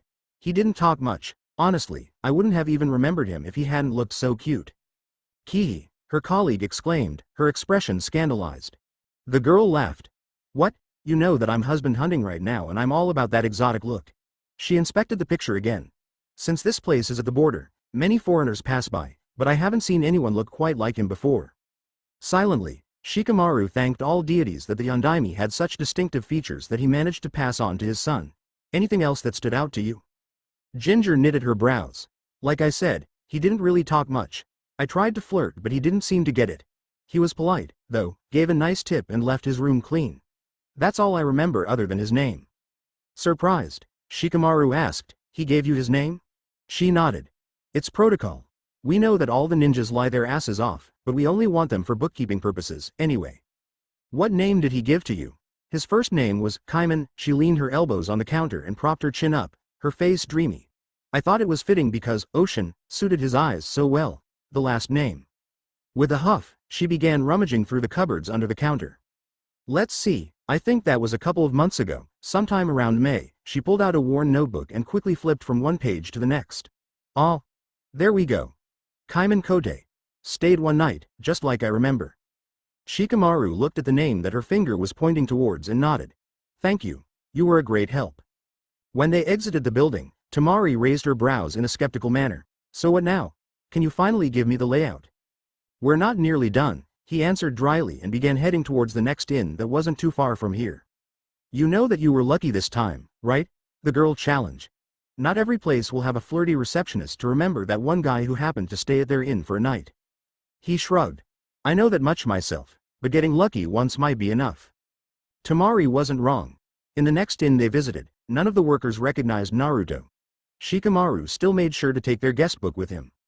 When they were finished up, he steered towards their meeting point where Kakashi and Asuma-sensei were already waiting for them. "Any clues?" his teacher asked. "There was nothing at the places we interviewed." Shikamaru nodded. "He's been spotted at one of our places. He stayed one night and used the name Kaiman Kote to check in." The two men visibly perked up. "So after passing the border, he moved to the east?" "Looks like it. We're going to continue our search in that direction. Make sure to collect the guestbooks that the inn's owners have to maintain." They dispersed and continued their search in two separate groups. When the sun was no longer at its zenith, Shikamaru and Tamari fled to the shadows that a big rock offered. He was leaning against the hard, warm stone and staring at the various guestbooks that they had collected over the course of the day. During the last few hours, they hadn't hit another jackpot like they did at their first interview, but they hadn't come out completely empty-handed either. One worker whom Kakashi and Asuma-sensei had questioned had recognized Naruto's face. Shikamaru spread his map out and signed the places their target had been spotted at. Until now, it seemed like he'd continuously moved towards the south, never straying too far into the west. That meant that he'd try to get out through the eastern side of the country. Good, he wouldn't have wanted to run all the way towards the opposite end of the Land of Wind. "Where are the other guys?" Tamari asked, creating a faint breeze with a little fan to cool herself off. Shikamaru wished he could find a way to alleviate the heat, too, or better yet, take a nap at some place where the sun didn't shine. He was exhausted, but he still had work to do. "Still interviewing." She groaned. "When are you going to be done?" "I want to return to Suna." Shikamaru didn't break his gaze from the name in the guestbook he'd spotted. "Not much longer. I almost have him." "What?" She leaned over from where she was sitting next to him to look over his shoulder. "You found something out."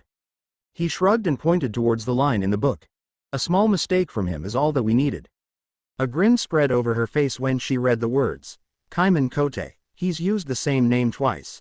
Not long after, her expressions crumpled into a frown. "How do you manage to find that so quickly? There are so many names in there." "But there's only a certain time frame that we need to check." Then you take out everyone who stayed for longer than just one night, and the number you have to go through is manageable, he explained. Tamari picked up her fan that she dropped in excitement. I get it, because he's only passing through. He's bound to break that pattern, though. Exactly. When the one-night trail stops, we'll know that he's arrived. He looked up to check the position of the sun. They had enough time until it had begun to set. The others should be here soon. Tamari squinted. You're right, she grumbled and rolled her eyes, of course. Shikamaru turned around to spot Kakashi and Asuma-sensei's fast-moving figures. Even from this distance, he could distinguish the cigarette in between his teacher's lips and wondered how the man could stand smoking in this absurd heat. But when the two men arrived at their meeting point, they painted a picture of textbook ninja stoicism, adaptable to any kind of environment. So, you found something? Tamari demanded eagerly. Kakashi nodded and turned towards Shikamaru to meet his gaze. We went through all the places you've assigned us to, but he's only ever been sighted in one town that's an hour away from Suna. He crouched down and pointed at the map, his finger trained on a village north of Suna. Nothing else. Shikamaru checked. When the two men shook their heads, he picked his pen up to scribble another cross on that point and use it as the center of a circle that would roughly translate into a radius of 100 kilometers in real life. He's somewhere in this area. He couldn't have traveled any further than that if we consider that he was able to return to the smithy in a matter of only 2 weeks. Asuma-sensei sighed in satisfaction and cracked his neck. Finally, he sighed. That's right around the area of Suna, Tamari pointed out, her face twisted into a deep frown. Can I see the picture of that guy again? He seized into the pocket of his vest and pulled the image out only for the girl to snatch it out of his fingers. Her skin was marred by lines of innermost concentration when she murmured, I think might have seen him, I'm not sure. In Suna? He questioned. Maybe. She shrugged and reached the picture out, but when he grasped it, Tamari didn't let go. Instead, she held his stare. Blondie over there isn't a danger to Suna, is he? Not that we know of, he answered, not entirely sure whether he was telling the truth. She loosened her grip and he put the image back into its original place. Tamari inspected him for a few seconds longer before she finally broke her gaze. So are we finally finished here, or what? I still have to report your exact positioning. I'm sure Gaara's getting impatient. We're finished. Shikamaru confirmed and motioned Kakashi and Asuma-sensei to sit down next to them so he could explain the further steps of their plan. We're predicting that the target will try to leave the land of wind in the fastest way possible. Considering his current position, that leaves us with 4 possible escape routes. He quickly drew 4 crosses on his map and continued. Those routes lead to the borders of birds, rain, rivers and to the port at the southeastern end of wind. Asuma-sensei exhaled a breath of smoke with a sigh. Not a small area. It's okay, Shikamaru reassured him, because we'll focus on the port and on the border to birds. It's unlikely that he'll choose to escape through rain or rivers since they're located right next to the land of fire. But once he got to the sea or to birds, we'd have a hard time tracking him down. We will still leave some people at rain or rivers, though, right? Kakashi checked. The team leader nodded. Of course. Once he arrives at birds, he may continue towards Earth since he knows that we are on bad terms with Iwa, the man mused. That's very likely, Asuma-sensei confirmed, and something he would totally do. Then I want to keep track of the border to birds, Kakashi demanded. All right, Shikamaru agreed. His plans had already relied on the fact that Kakashi would want to be in charge of an area where Naruto was most likely to pass by. Then you will meet up with the second part of the group that's waiting between birds and rain. Take Neji, Lee and Raida with you to keep track of your area and tell the other 3 to watch over rain. Got it. Shikamaru turned to his teacher. We are going to return to the group that we came to wind with. Shino, Kurenai and Genma will watch over river's border while you, me, Hinata, Kiba and Guy focus on the port. When Asuma-sensei nodded in understanding, he finally turned to the only girl among them. That's our exact positioning, Tamari. Do you need anything more? She shook her head and stood up, managing to take 1 step before she stopped herself to turn around. After a short moment of hesitation, she seized her hand into the insides of her dress and pulled out a little scroll. Take that with you, she offered while stretching her arm out. He raised an eyebrow before accepting the object and fitting it in between his clothes. What's in it? Fireworks. I will be looking out for them tonight. Her face was wrinkled into a deep-sitting frown. I feel like I've seen that guy you're searching for, but I can't place his face. I've got a weird feeling about this. If you find him and he looks like he poses any kind of threat to Suna, light the fireworks. I'll be there. Shikamaru nodded and turned to Kakashi and Asuma-sensei. Let's get going.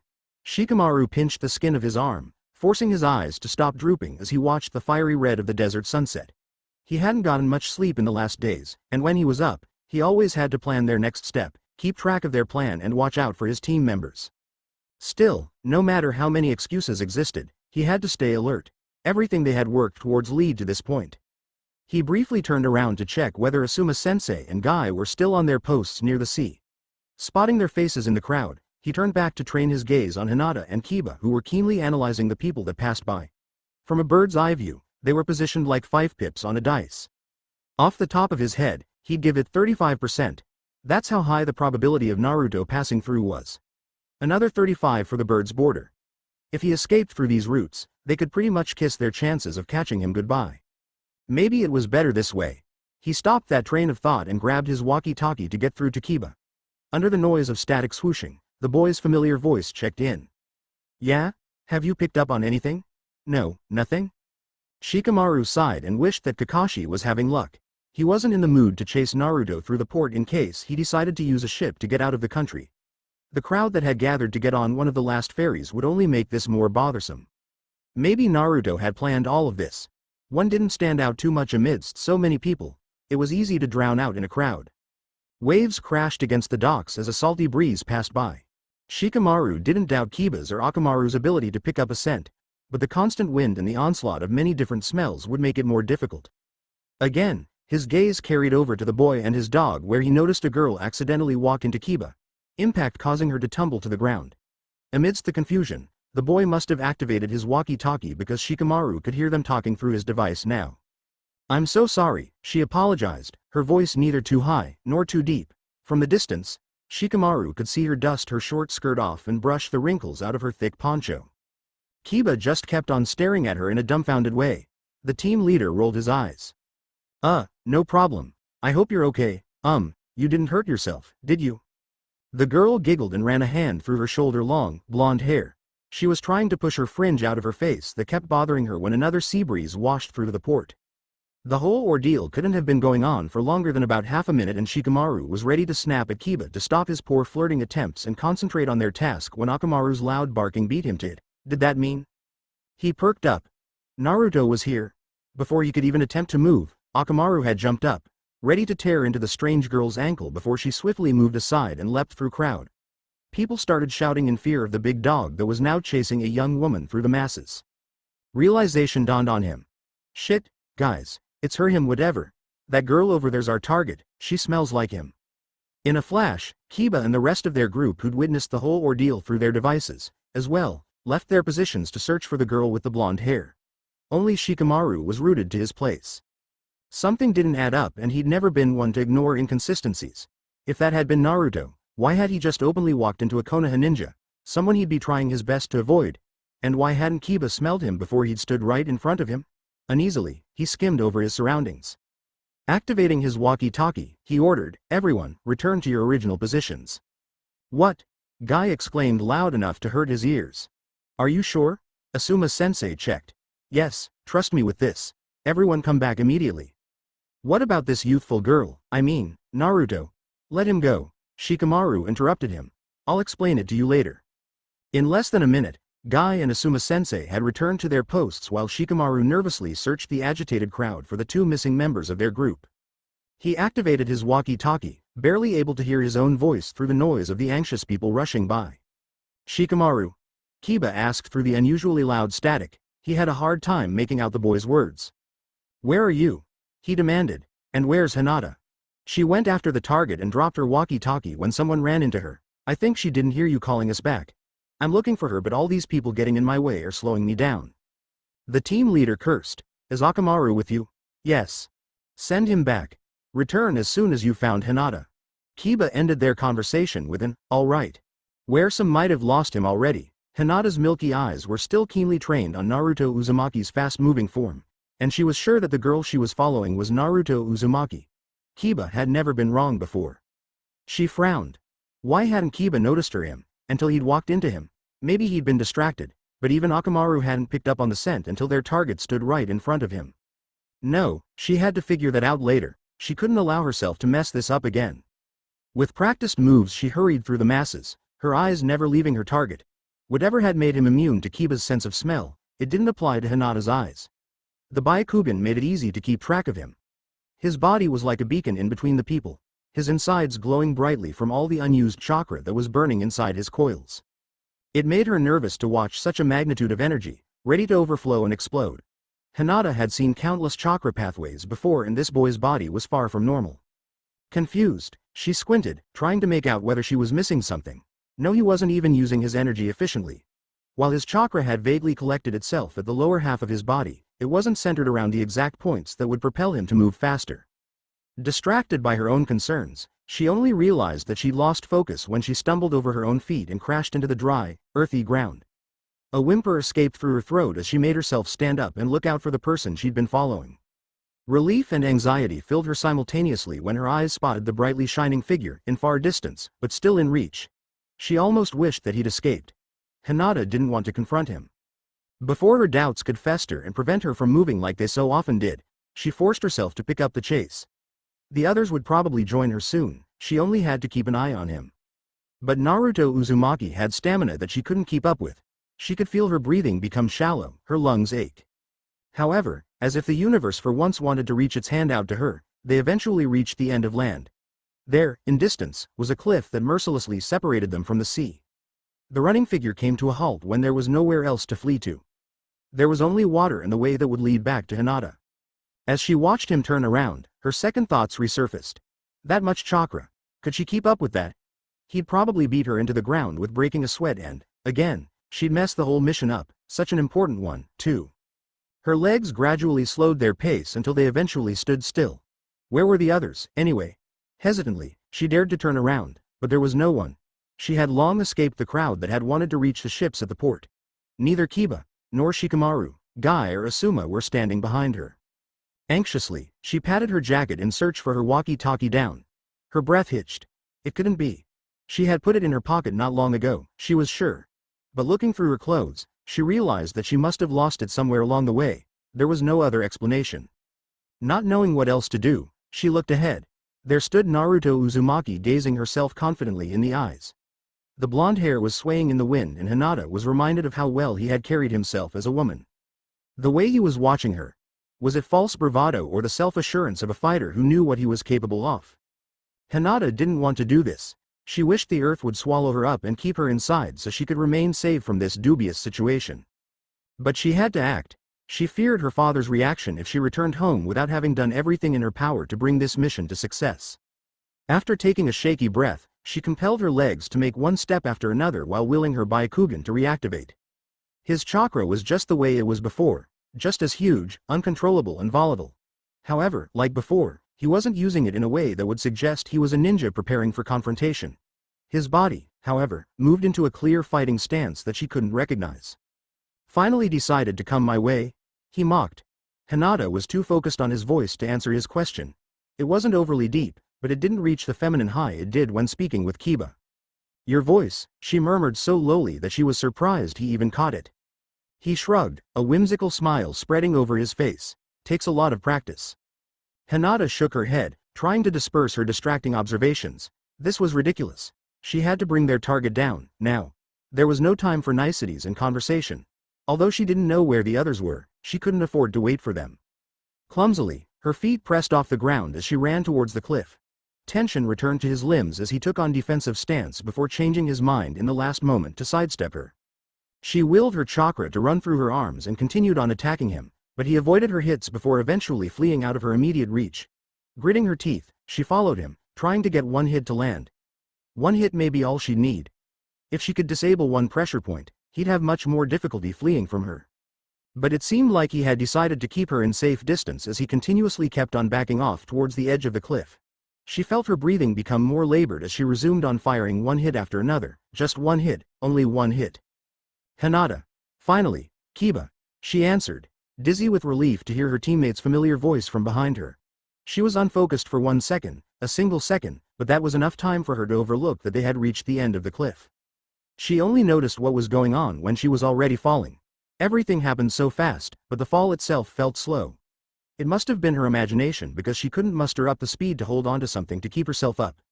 Hinata knew she would drop. Her body would be captured by merciless gravity before crashing into the harsh ocean when the fast fall came to a sudden stop. She was breathing heavily, the beating of her heart so rough that it hurt her chest. Turning her head downwards, she saw the sea's angry waves crashing against hard, sharp-edged rocks below, but she was in the air, unmoving. She looked up and spotted her arm that felt like a foreign limb being held up by a sturdy hand. "Try to climb up," Naruto prompted through gritted teeth, face slightly scrunched up in effort to keep on holding on to her. "Why, could you get up before I let you drop into the sea?" Naruto interrupted, his mouth twisted into an irritated frown. "If you keep on hanging there, I'll let go." Her breath hitched, but not soon after, she recollected her thoughts and brushed her feet against the rock of the cliff to look for something to support her legs. Having found a protruding area, she tested it before leaning her weight on it and heaving herself upwards with the help of Naruto's arm. She was on her knees, trying to understand what had just happened when Kiba arrived by her side. "Hinata," he called, his hands landing on her shoulder and running over her back as if to check whether she was really there. "You okay?" After a moment of hesitance, she nodded and met her friend's eyes. "I'm fine," she answered a little breathlessly. He relaxed and turned towards Naruto, who was standing at the edge of the cliff while watching her with a mildly concerned expression. "Thank you," Kiba sighed, his eyes shining with honest gratitude as he stood up. "You're really not that bad of a guy." Incredulity filled Hinata as she saw her teammate's body move into its familiar fighting stance. "So don't take this too personal," Kiba said in an apologetic tone when his arm struck out. This time, Naruto wasn't fast enough to escape. Shikamaru was so focused on his surroundings that he almost startled when his walkie-talkie made its high-pitched howling sound that signed that one of his team members was trying to contact him. He picked it up. "Shikamaru. Kiba. You've reached Hinata." "Yeah, she's all good, uninjured." "The target." Silence. Kiba cleared his throat. "About that." He sighed. "It was a shadow clone, right?" Kiba choked. "What? How do you know that?" "I'll tell you later. Hurry up and return to your posts." The boy at the other end of the line groaned. "All right, we're on our way." The wind was no longer mild, but chilly. The nights in the desert were cold. Shikamaru sighed as he watched the last ferry of the day depart from the port. Tiredly, he ran a hand through his hair and massaged his tense scalp. The tide tore and his hair fell around his shoulders. "We're finished." There was no need to use the walkie-talkies anymore. The port was silent. Everyone, save for the 5 members of their team, had departed. It was in the late afternoon when Temari finally arrived. Gaara looked up from his desk when the door clicked shut and waited for her to speak up. "I've got the info you requested," she said and reached a map out to him. He accepted it and spread it out on top of the neatly ordered sheets of paper he yet had to work through. Even though the map showed him what he'd been dreading, he kept his face neutral. Gaara didn't know how they'd done it, but they'd found out that Naruto was residing in the eastern part of the country. The posts that were positioned around that area proved that much. Naruto should just stay in wind and wait this out. No good could come out of this rash escape attempt. But Gaara knew he wouldn't be able to convince him. His friend was simply too stubborn for his own good. "Thank you. You should take a rest now," he advised, his words a subtle dismissal. But Temari remained rooted to her place, her face a thoughtful frown. "There's something on your mind," he remarked. She nodded. "You know they're searching for someone, right?" "A civilian that left Konoha, yes." Gaara watched his sister nibble on her bottom lip. She was nervous. "I've got a bad feeling about this," she admitted. "Any particular reason?" he asked, the tone giving nothing away. She shrugged. "Intuition. I feel like I've seen the guy they're looking for before. He seems familiar. You'd feel the same if you'd seen his picture." Willing himself to refrain from stiffening up, he answered, "Maybe." He leaned back into his chair while keeping eye contact with Temari. "I will watch out for anything unusual tonight if that will ease your mind." A bright smile spread over his sister's face. "Really?" Gaara nodded. "I'll be alert the whole night through." The next time Gaara entered the hotel room, all the mess from the past weeks had vanished. It had always been this way, he remembered. Naruto wasn't a particularly tidy person until the day of departure arrived. Then, everything was cleaned up until the place was void of any evidence suggesting he'd ever been there. "You've got it?" Naruto asked. There was something strangely eager in his voice, almost as if he was looking forward for what was to come. An odd mix of excitement and paranoia. "Yes. And I also know where they've decided to position their guards." Naruto sighed heavily. "Bad news." Gaara chucked him the rolled-up map that Temari had given him. "You have to change your plans. They're focusing on the exact route you wanted to take." Lines spread over Naruto's face while he inspected the map. I'm still taking that route." Gaara shook his head, exasperated with his friend's thick-headed demeanor. "This is just stupid. If you're not going to stay here, at least don't try to get caught on your way out." Naruto shrugged his concerns off and Gaara was reminded of how childish his friend could be. No matter what he'd say, it'd be of no help. He was too mulish to get through. Just leave the country through its western borders. They've got no posts there. Our knowledge gives us a head start. And then what? Naruto scoffed. Keep on running until they catch up with me. His face froze up, and when he reluctantly met Gaara's stare again, his eyes was apologetic. Sorry, I didn't mean to bitch at you. It's okay. We're both a little stressed. Naruto nodded. I want to get out through the sea route to get it over and done with. Once I've reached the next port, there's no way they can trace me any further. Gaara decided not to press the issue any further and reached out the plastic bag that he'd brought with him. Naruto raised his brows in surprise when he pulled out a plain beige dress. Not bad at all, Gaara. I was afraid you'd come up with something garish, but I should have known that you'd keep it subtle. Gaara decided to forego discussing over his fashion choices. Instead, he sat down on a nearby chair and watched his friend pull out 2 pairs of shoes, a white blouse and a dark blue skirt out of the bag. Naruto skeptically pursed his lips as he inspected the last item. A little short, but it'll do. Without further ado, he created a shadow clone. Get yourself ready, he ordered. There was something seamless about how he went about all of this, as if he was all too practiced in this routine. After checking that no one on the streets was paying attention to their hotel room, Naruto opened the window and took a box in. In it, lay tufts of dry, platinum blonde hair. Is that a wig? Naruto nodded. Please don't tell me you've made that yourself. Because where would he get a wig from when Gaara had been his only connection to the outside world for the last weeks? He couldn't have had it before that, or else he'd worn it while traveling to Suna and wouldn't have bothered shaving his head bald. Naruto's lips shifted into a lopsided grin. He beckoned the doppelganger to step closer and put the wig on. How did you do that? Gaara asked, genuinely curious. I've kept my hair after I've shaved it off and, you did what? Naruto rolled his eyes. I've kept my hair. Wasn't the first time I needed it afterwards. Then I took some nude fabric and sewed every strand on, fixed some rubber around the edges and... He stopped his explanation when Gaara met his eyes with a deadpan expression. Why didn't you just tell me to buy a wig? He shrugged. Those that are made out of real hair are hard to find. The fake ones got an artificial sheen on them and smell like plastic. Gaara sighed and inspected the doppelganger. It's a different color, he noticed. Naruto nodded. That's what I put it outside for. If you lace the strands with lemon juice and let them wait in the open sun for some hours, it'll bleach the hair. You have much more knowledge on all of this than you should. Naruto tipped his head to the side. That's also what you got the coffee for. What do you mean?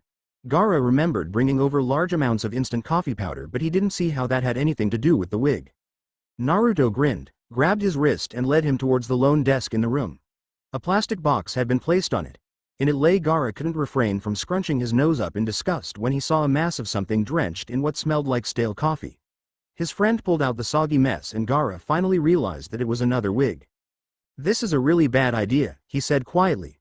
Offended, Naruto spluttered, it's not just an idea. I did this before and it works. Maybe you should stop spending so much time alone if you're going to come up with something like this. His friend rolled his eyes. Stop nagging. I've told you, it works. If you keep the hair in the coffee for long enough, its color changes into a light brown. Plus, it dissolves my scent and cloaks everything in a smell of coffee. I could have gotten you some hair dye, you know. Naruto crossed his arms. I know what I'm doing. The smell of ammonia that's in chemical hair dye would be too suspicious. Gaara sighed and sat back onto the chair. He wanted to respect his friend's experience concerning these issues, but his ideas seemed too odd to confidently rely on them. Tell me if you need my help. Naruto shrugged, took the plastic box and went to the bathroom. Gaara could hear him dry the wet wig. When the boy returned to the main room, he had light brown, straight hair that reached his chin. It didn't even look half bad. Actually, it looked pretty good.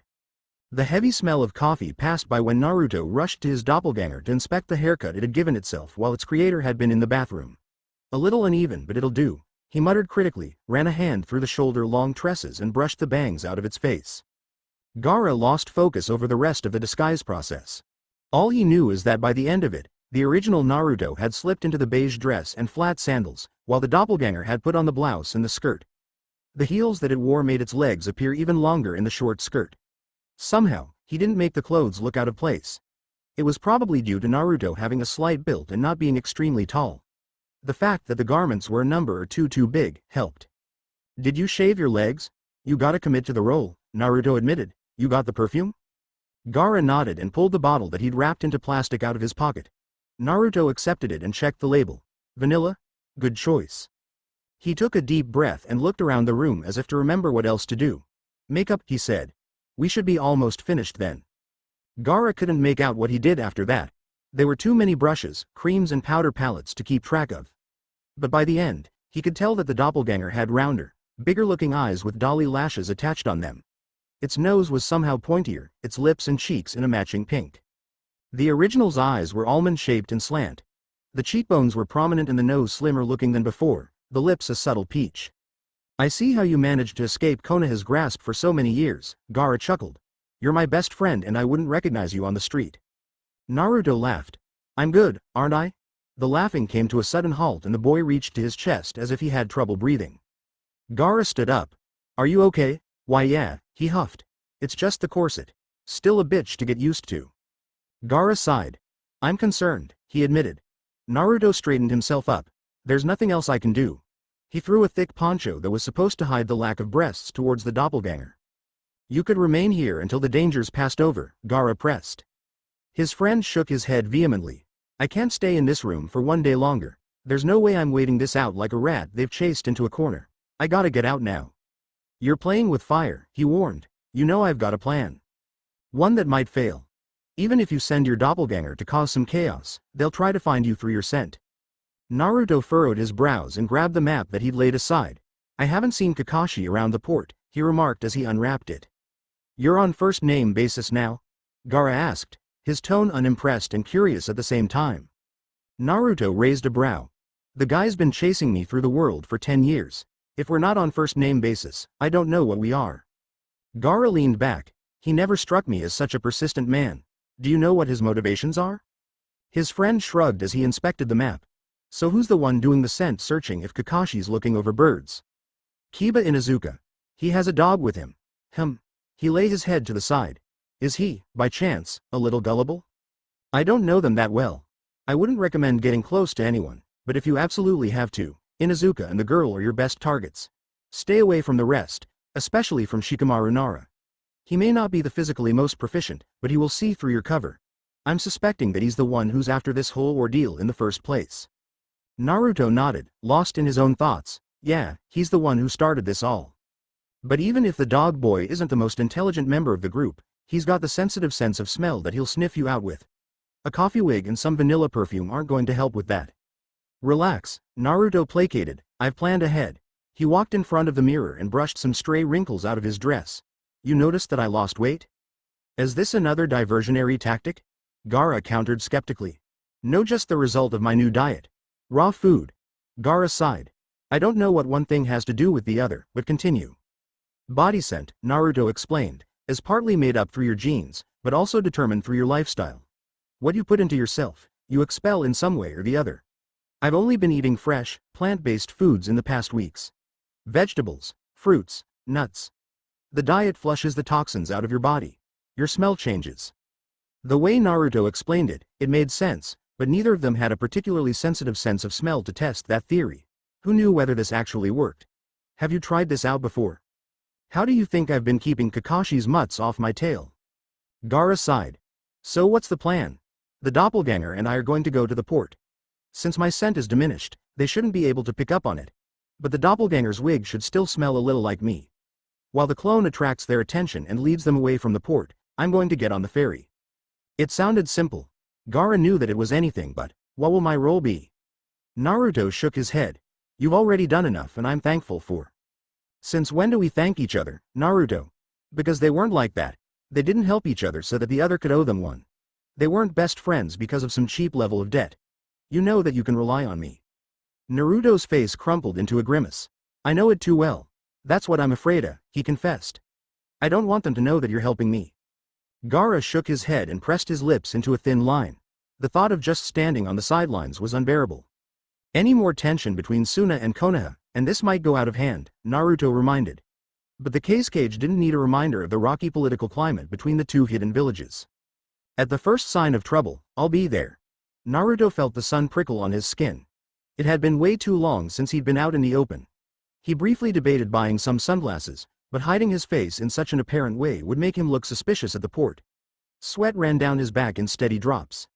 He could only hope that his face wouldn't start to sweat, too, or else his makeup would be ruined. Finally, the woman he'd been waiting for passed the corner, in her arms a stack of files that she had to bring to the cage. Naruto had seen her often enough to know that she was a secretary working in Gaara's office. Naruto straightened himself up and passed the corner he'd been watching the streets from. A polite smile graced his face as he asked her for the way to the hospital. When she turned around to point into the appropriate direction, she didn't notice that Naruto slipped an envelope between her files. He thanked her, bid his goodbyes, and picked his stride up. His eyes met those of his doppelgangers. "You done?" He took out the bottle of perfume and sprayed it on his neck. "Yeah." The plan worked until it didn't. Eventually, not even Naruto had a backup plan to fall back on. It was all Shikamaru Nara's fault. At the beginning, everything was going fine. Only the sea wind was working against them, blowing his doppelganger's scent into the opposite direction from where the dog guy was standing. Naruto had checked up on the ninjas' positions. It wasn't hard to pick up on them when their headbands were gleaming under the searing sun also. He could tell a fighter when he saw one. Their tense stances and searching eyes told him that they were awaiting him. His stare slipped to Shikamaru Nara. He looked just like the day he'd met him for the first time. A little more tired maybe. If it hadn't been for him, Naruto would probably still be mending swords at the forge in Kinzoku's smithy. "We have to do something now," his doppelganger mumbled under his breath while acting interested in the cold drinks that a guy was trying to sell. "We can't wait until the wind works in our favor, or we'll miss the ferry." Naruto understood the implication. Although he had counted on something like this to happen, he remained hesitant. Confronting them is a risky move. If they catch you right away, they'll blow your cover and you won't be able to buy me enough time to get on the ship. Be careful. The doppelganger brushed one hand over its skirt before it turned around to walk in the direction of the dog boy. Naruto willed himself to take deep breaths and remain calm as it closed the distance to its target. When it, accidentally, walked into the guy, they both fell to the ground and successfully managed to gather the other team members' attention. A flirty smile graced the clone's lips as it began to talk to the boy. Time seemed to slow down, the seconds trickling by like syrup while he waited for the glimmer of recognition to finally emerge in the guy's eyes. He startled when instead, the sound of loud barking broke through the noise and a large dog lunged after his doppelganger's ankle. It had been a close call and Naruto held his breath until the clone managed to get into safe distance. The dog and his owner went after it first, then the guy in green, the smoker, the girl and... His hand formed a tight fist. Why wasn't Shikamaru leaving? The boy stood unmoving, his face set into a broody frown. Then he lifted his walkie-talkie up and said something that Naruto couldn't hear from the distance. When he looked up and searched through the crowd, Naruto was careful not to turn around too quickly and raise any suspicions. To be safe, he asked the merchant to sell him a bottle of orange juice he'd been pretending to look at for a while. While passing through the crowd, he witnessed how the two men who'd left not a minute ago returned to their original positions. The big dog joined them shortly later. Naruto bit back the urge to curse. No, Shikamaru Nara had caught on to his plan. He was ready to strangle that guy. There was no way he could risk going on that ship now. He was pretty confident in his disguise, but if he passed by, they'd get a much closer look at him. If he did one mistake, or Shikamaru Nara pulled another trick out of his ass, he'd be done. Especially the two older men would be impossible to escape from. He'd just seen with his own eyes how fast they were. A change of plans was in order. Either he went to a town farther away from here and waited until they left their posts, or he chose a whole different route to escape with. He mulled it over. Rivers and rain, being right next to the land of fire, was out. That left birds. But they had plenty of guards positioned up there, one of them being Kakashi. If there was one person who knew how to look through his disguise, it'd be him. He had as much experience chasing Naruto as Naruto had fleeing from him. He uncapped the bottle and drank some juice while slowly steering away from the port. He didn't want to wait in the inner part of the country and he couldn't escape through the nearby borders. That only left the borders that were more than a day of travel away. If they caught him on his way, it'd be the end. Not only were some of them much faster than him, but they also came in bigger numbers. Naruto could only hold them off for so long. But when had the odds ever worked in his favor before? Exactly. And he was still alive and free despite everything. Naruto would work with what he got, he always did. He looked up. The last remains of sunlight would soon vanish. He had to hurry and use the impeding darkness while he still could. At this period, it'd be easier to move without catching anyone's attention. In less than 10 minutes, he'd left the port and was back in the desert. His feet sank into the ground and he couldn't understand why, after all these years, he still had so much difficulty moving in this terrain. These stupid, thin-strapped sandals certainly weren't helping the issue. He cursed, pulled out a scroll and unsealed it. The dress, the damned corset and the sandals were discarded in favor of some simple pants, a shirt, a jacket and sturdy boots. After debating whether he should keep the wig on, he decided to take it off, too. Now that the feminine disguise was half gone, there was no meaning in keeping it on. Besides, the smell of stale coffee was starting to make him nauseous. While he was at it, he decided to get rid of the makeup, too, until he, Naruto Uzumaki, was the only one left. No doppelganger, no disguise. Mentally picturing the map he knew by heart, he debated where to go. He somehow had to reach the land of vegetables without being spotted by the guards who were looking over the nearby borders. The countries were right next to each other, so there was a considerable risk. The route he had to walk was clear in his head. Naruto had passed through so many places, he'd long become an expert on several countries' geography. However, this would have been so much easier if he'd just gotten on a ship. Now he had to trample through the sand for 2 days before he could even attempt to leave this land. Maybe he should pass through Suna on his way and check up on Gaara to let him know that he was okay. It was a fast-moving journey. In the past, he used to get lost in this place because the area only consisted of sand and even more sand and an occasional rock if he was lucky.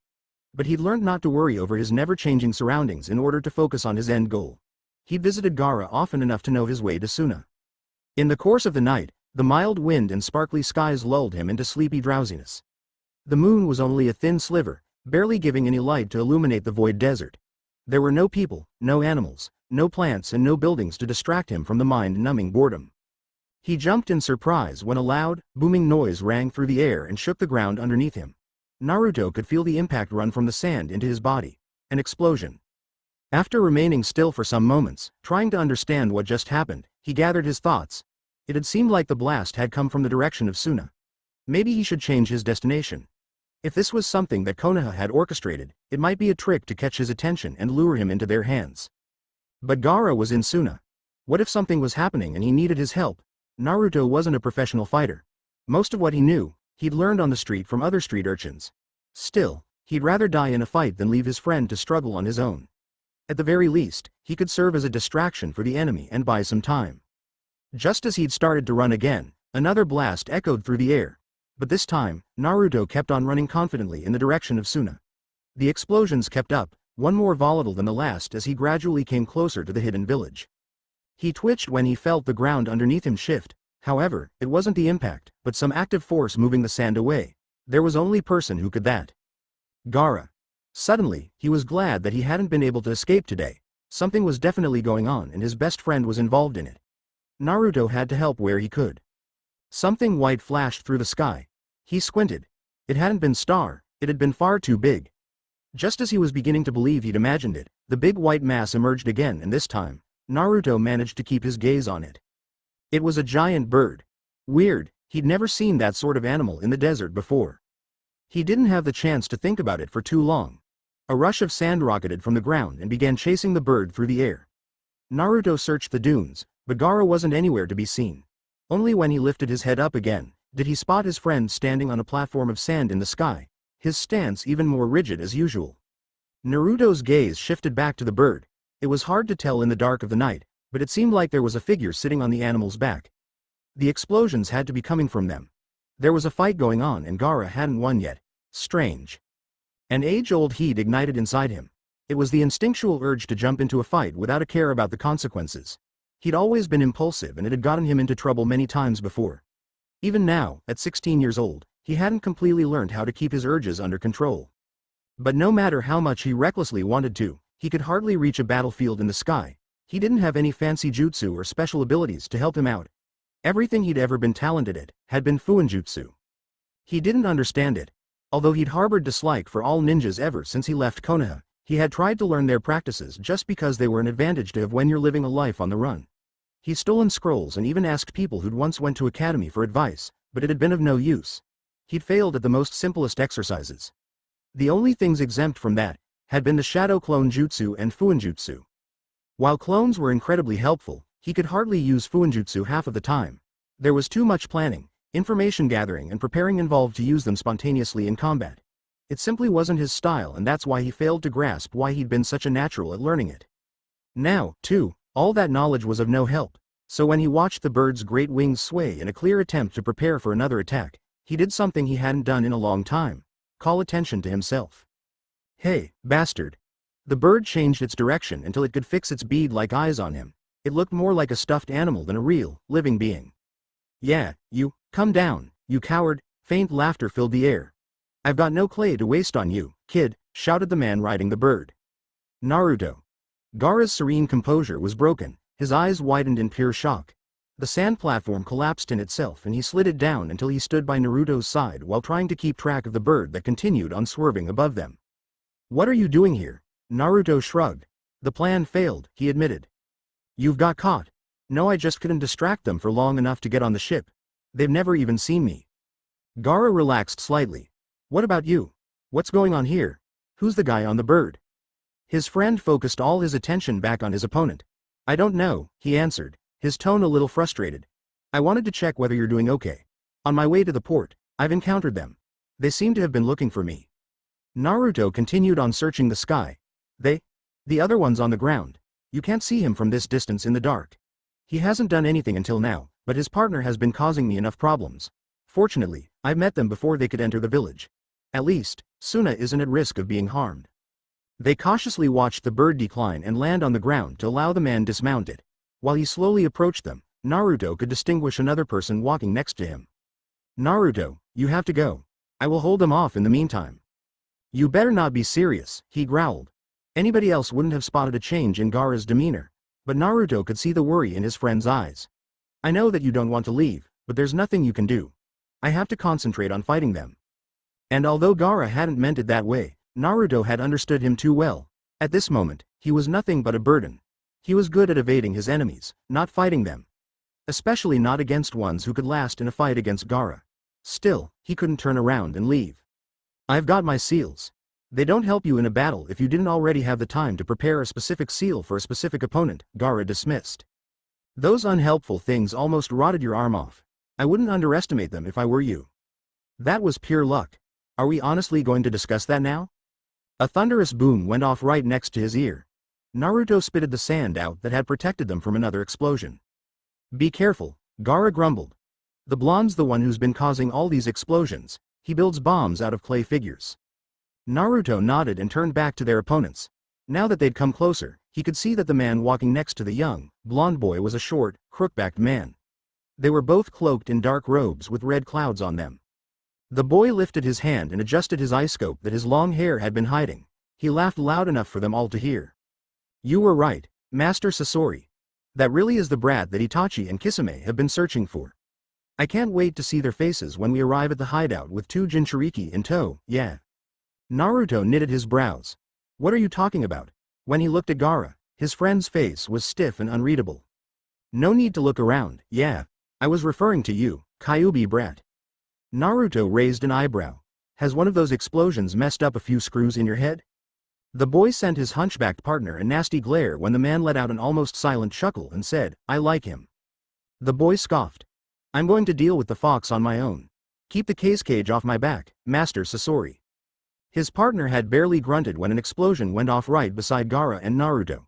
Before they had a chance to recover, another chain of explosions followed. Gaara's sand was the only barrier that shielded them from the impact.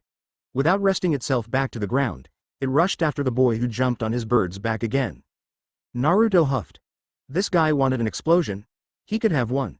He grabbed a scroll from the inside of his jacket and unsealed the stored knives that he'd forged himself while he'd been working in the smithy. When the bird descended, he took aim and struck out. A brief sense of satisfaction filled him as a chain of boisterous, cracking sounds rang through his ears and the sky was filled with fire and smoke. It vanished when the bird emerged out of the fumes, its owner on its back. The cloak was dirtied, the hair in disarray, but otherwise, the boy seemed to be doing fine. A grin was plastered on his face as he said, all right, that was a sneaky trick. I didn't expect any seals to be engraved into the steel. I can always respect a person who likes a nice explosion. He laughed and jumped off the bird's back. The knives that had just been aimed at his direction were held between his fingers. Not so shoddy, yeah. Maybe I'll keep them, for times like these when I'm low on clay. You do that, Naruto quipped and let the knives explode again. The seals would work until an explosion would crack the engravings. But when the smoke cleared, there was only a mass of clay to be seen. A doppelganger. He felt the skin on the back of his hand tingle. His breath hitched when he spotted a white spider climbing up his arm. Another explosion went off and this time, Naruto wasn't able to escape it. Although he'd shaken the spider off, he hadn't managed to get himself into safe distance. He used the initial few seconds after the explosion to get out of the smoke cloud. He needed a clear field of vision. As he coughed, the numbness that had allowed him to move so quickly died down, and introduced the pain of burned and shredded flesh to him. He checked himself, just to be sure, and was relieved to confirm that all limbs were still at their place. The arm the spider had been crawling on was bleeding, though. The skin coating it had been blazed off, leaving only the pink, vulnerable flesh behind. It was gross, but Naruto was used to seeing his injuries. He stood up and shifted his weight onto his left leg and gasped silently. It might be sprained. When he lifted his hand to check why the hell his scalp was burning so badly, he realized that almost half of his hair had been hinged off. Naruto. He felt Gaara's gourd press against his back. I'm all right, he answered without bothering to turn around. He had to focus on his battle. You're injured, his friend persisted. Nothing I haven't experienced before. A surge of wind blew through the desert, cleared the last remains of smoke, and revealed the boy who'd caused this whole mess. You've got quick reflexes, yeah. Naruto tensely watched him put his hands into the bag that was strapped around his waist. I gotta ask, though, why don't you just use the power of the Biju? Your friend's doing it, too. Naruto scoffed. You honestly think I'm a Jinchuriki? The boy knitted his brows and turned towards his partner who was that guy? The old, hunchbacked man was gone. In his place, stood a young, red-haired boy in the same cloak. The man from before was a puppet. Gaara mumbled. This is the actual him. Hey, Master Sasori. You sure that's him, right? I've told you, Deidara. Don't make me repeat myself. Blue eyes met each other again. You heard it, yeah. It's not your job to discuss with them, said his partner, his voice managing to sound venomous although it was oddly monotone. I don't want to be late, so hurry up. Deidara rolled his eyes. We'll be returning with 2 Jinchuriki, he'll understand. Besides, this is entertaining. Confusedly, Naruto interjected, you think I wouldn't notice if there was a chakra monster living inside of me? I'm not a Jinchuriki. The smirk didn't slip from Deidara's lips. You sure? Hey, how about you ask your friend? He looks a little paler than usual, Naruto spared Gaara a short glance. To his surprise, his friend really did seem a little uneasy. What is he talking about, Gaara? I'm not entirely sure, he answered lowly. What do you mean, entirely? Naruto questioned. He shook his head. This was ridiculous. But why was Gaara acting so strangely? This is not the right time to argue. Yeah, I agree. The right time would have been right after you'd found something out. You did find something out, right? The notion has crossed my mind, his friend admitted. You have got to be kidding me. This is a joke, right? Like I said, I didn't know anything for sure, Gaara answered, his voice unusually meek. Shukaku's told me, but you know that he's a rotten liar.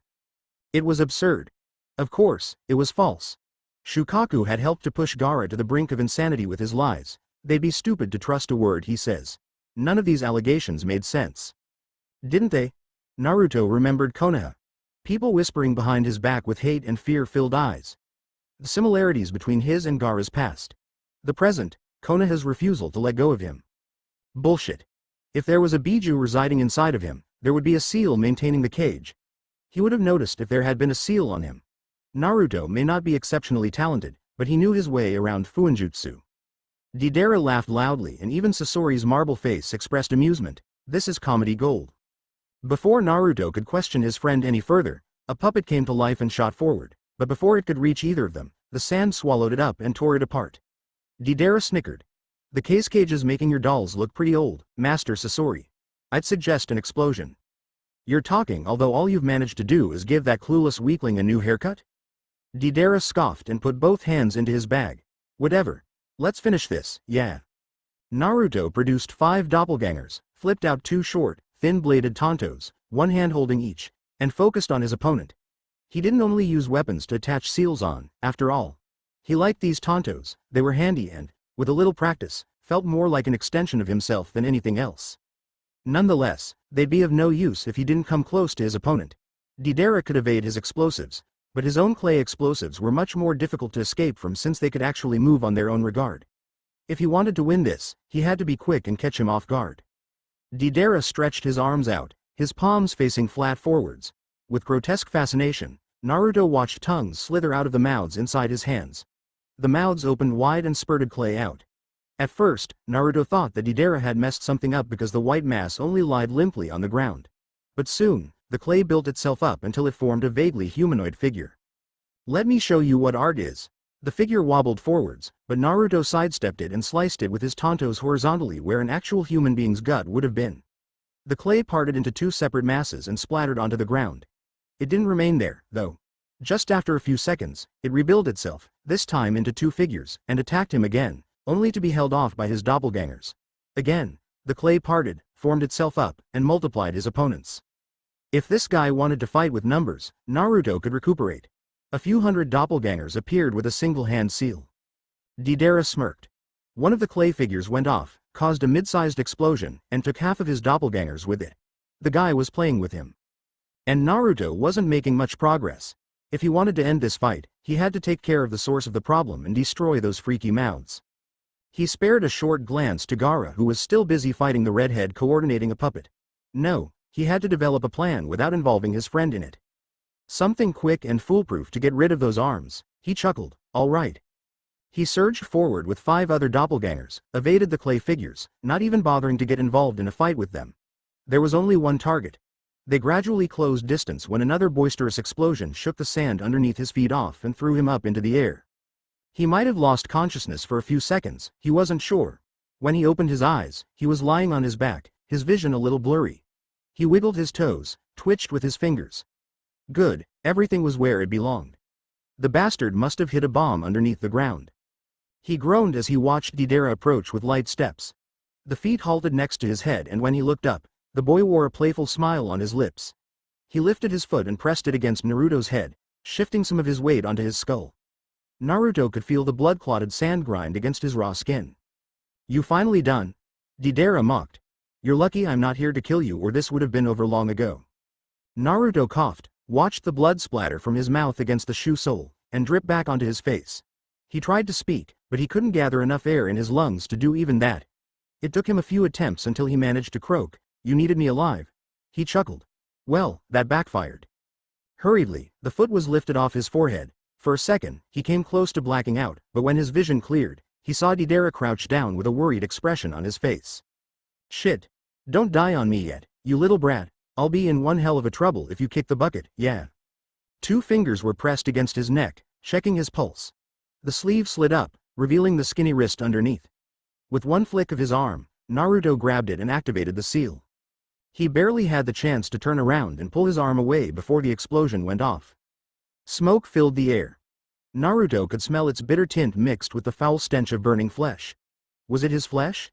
He couldn't tell, his body was oddly numb. He had to get out of here. When he opened his eyes to gather his surroundings, they burned so much that they teared up. He forced them to remain open, but there was only gray smoke enveloping him and clouding his vision. The ringing in his ears robbed him of all sense of direction he might have had. He pressed himself against the ground. His sense of touch was all he had left. While he forced himself to turn on his stomach and stem himself up, the pangs gradually returned. Gripping the hot sand with his hands, he compelled himself to crawl forward. Although he couldn't have progressed for more than a few feet, fatigue soon made him collapse. He coughed and the metallic taste on the back of his throat told him that he was still hacking blood out. Gritting his teeth, he stretched his arms out, buried his fingers in the sand and pulled himself forward, his chest and stomach dragging against the heated ground. Eventually, the numbness dissipated entirely and made room for an all-consuming wave of pain that multiplied with every passing second. It was torture, and if Naruto hadn't had the experience from accidentally blowing himself up while practicing his seals before, he might have gone crazy. Suddenly, blissfully cool hands grabbed his wrists and pulled him out of the fumes. Never had oxygen been so delicious before.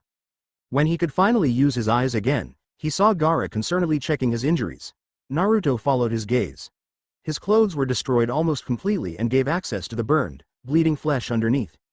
His right ankle and wrist looked misshapen, probably broken. His back felt as if had been flayed. I'll live. We have to get medical attention, Gaara said lowly. Naruto could see the pure fear in his eyes. I'm okay. No, you aren't. Naruto ignored him. Is the puppeteer finished? Aside from looking distraught, his friend didn't seem to be in a bad shape. Yes, he's dead. What happened? Naruto wanted to shrug, but he could only flinch when he tried to move his shoulders. Clavicle was probably broken, too. We have to get rid of those mouths in his palms. I wanted to fix an explosion tag and blow his arm off, but I couldn't get close. Gaara stiffened up. Naruto. He took a deep breath. What did you do? He played dead and blew himself up along with me. Slowly, the smoke dissipated into the night air, leaving Deidara standing in the ditch that the impact had dug. With squeamish satisfaction, Naruto watched blood trickle down from the stump where once his hand had been. Deidara laughed. "You've got an understanding for the fine arts, Fox. I'd like to have met you under different circumstances." He smiled. "Don't worry. After we're done with you, I will honor your last moments with an explosion. It's a pity you won't be able to watch yourself implode, but it will be beautiful, I promise. I will make you into a piece of art." Enough. Gaara grinded out, and with a start, the sand shot up and attempted to swallow Deidara up. The clay bird that had been waiting patiently for its master's command flew by and caught Deidara, who jumped up to evade the sand. Only the undamaged arm was caught in Gaara's attack and squashed up until the blood painted the sand red. Naruto breathed a sigh of relief. Unless he pulls another trick out of his ass, we should be good. That doesn't seem too unlikely, Gaara commented cautiously. They watched the bird fly high only to turn around and steer towards them. What is he doing? Naruto worried. Gaara didn't answer and used the sand to build up a thick protection wall between them and the bird. There was silence. Naruto noticed that they couldn't even hear the bird's wings slap against the wind anymore. It was eerie, especially after the series of noisy explosions that had just occurred. Gaara's looked as uneasy as Naruto was feeling. The hair on the back of his neck stood up. A shiver ran down his spine. An innate instinct told him that something was about to happen. He didn't even catch white spiders digging their way through the sand. The last thing he saw was Gaara shoving him backwards, away from the wall. Then, there was darkness. When he woke up, he was in a sewer. The end. Thanks for watching. Also remember to subscribe and like this video. See you in the next video.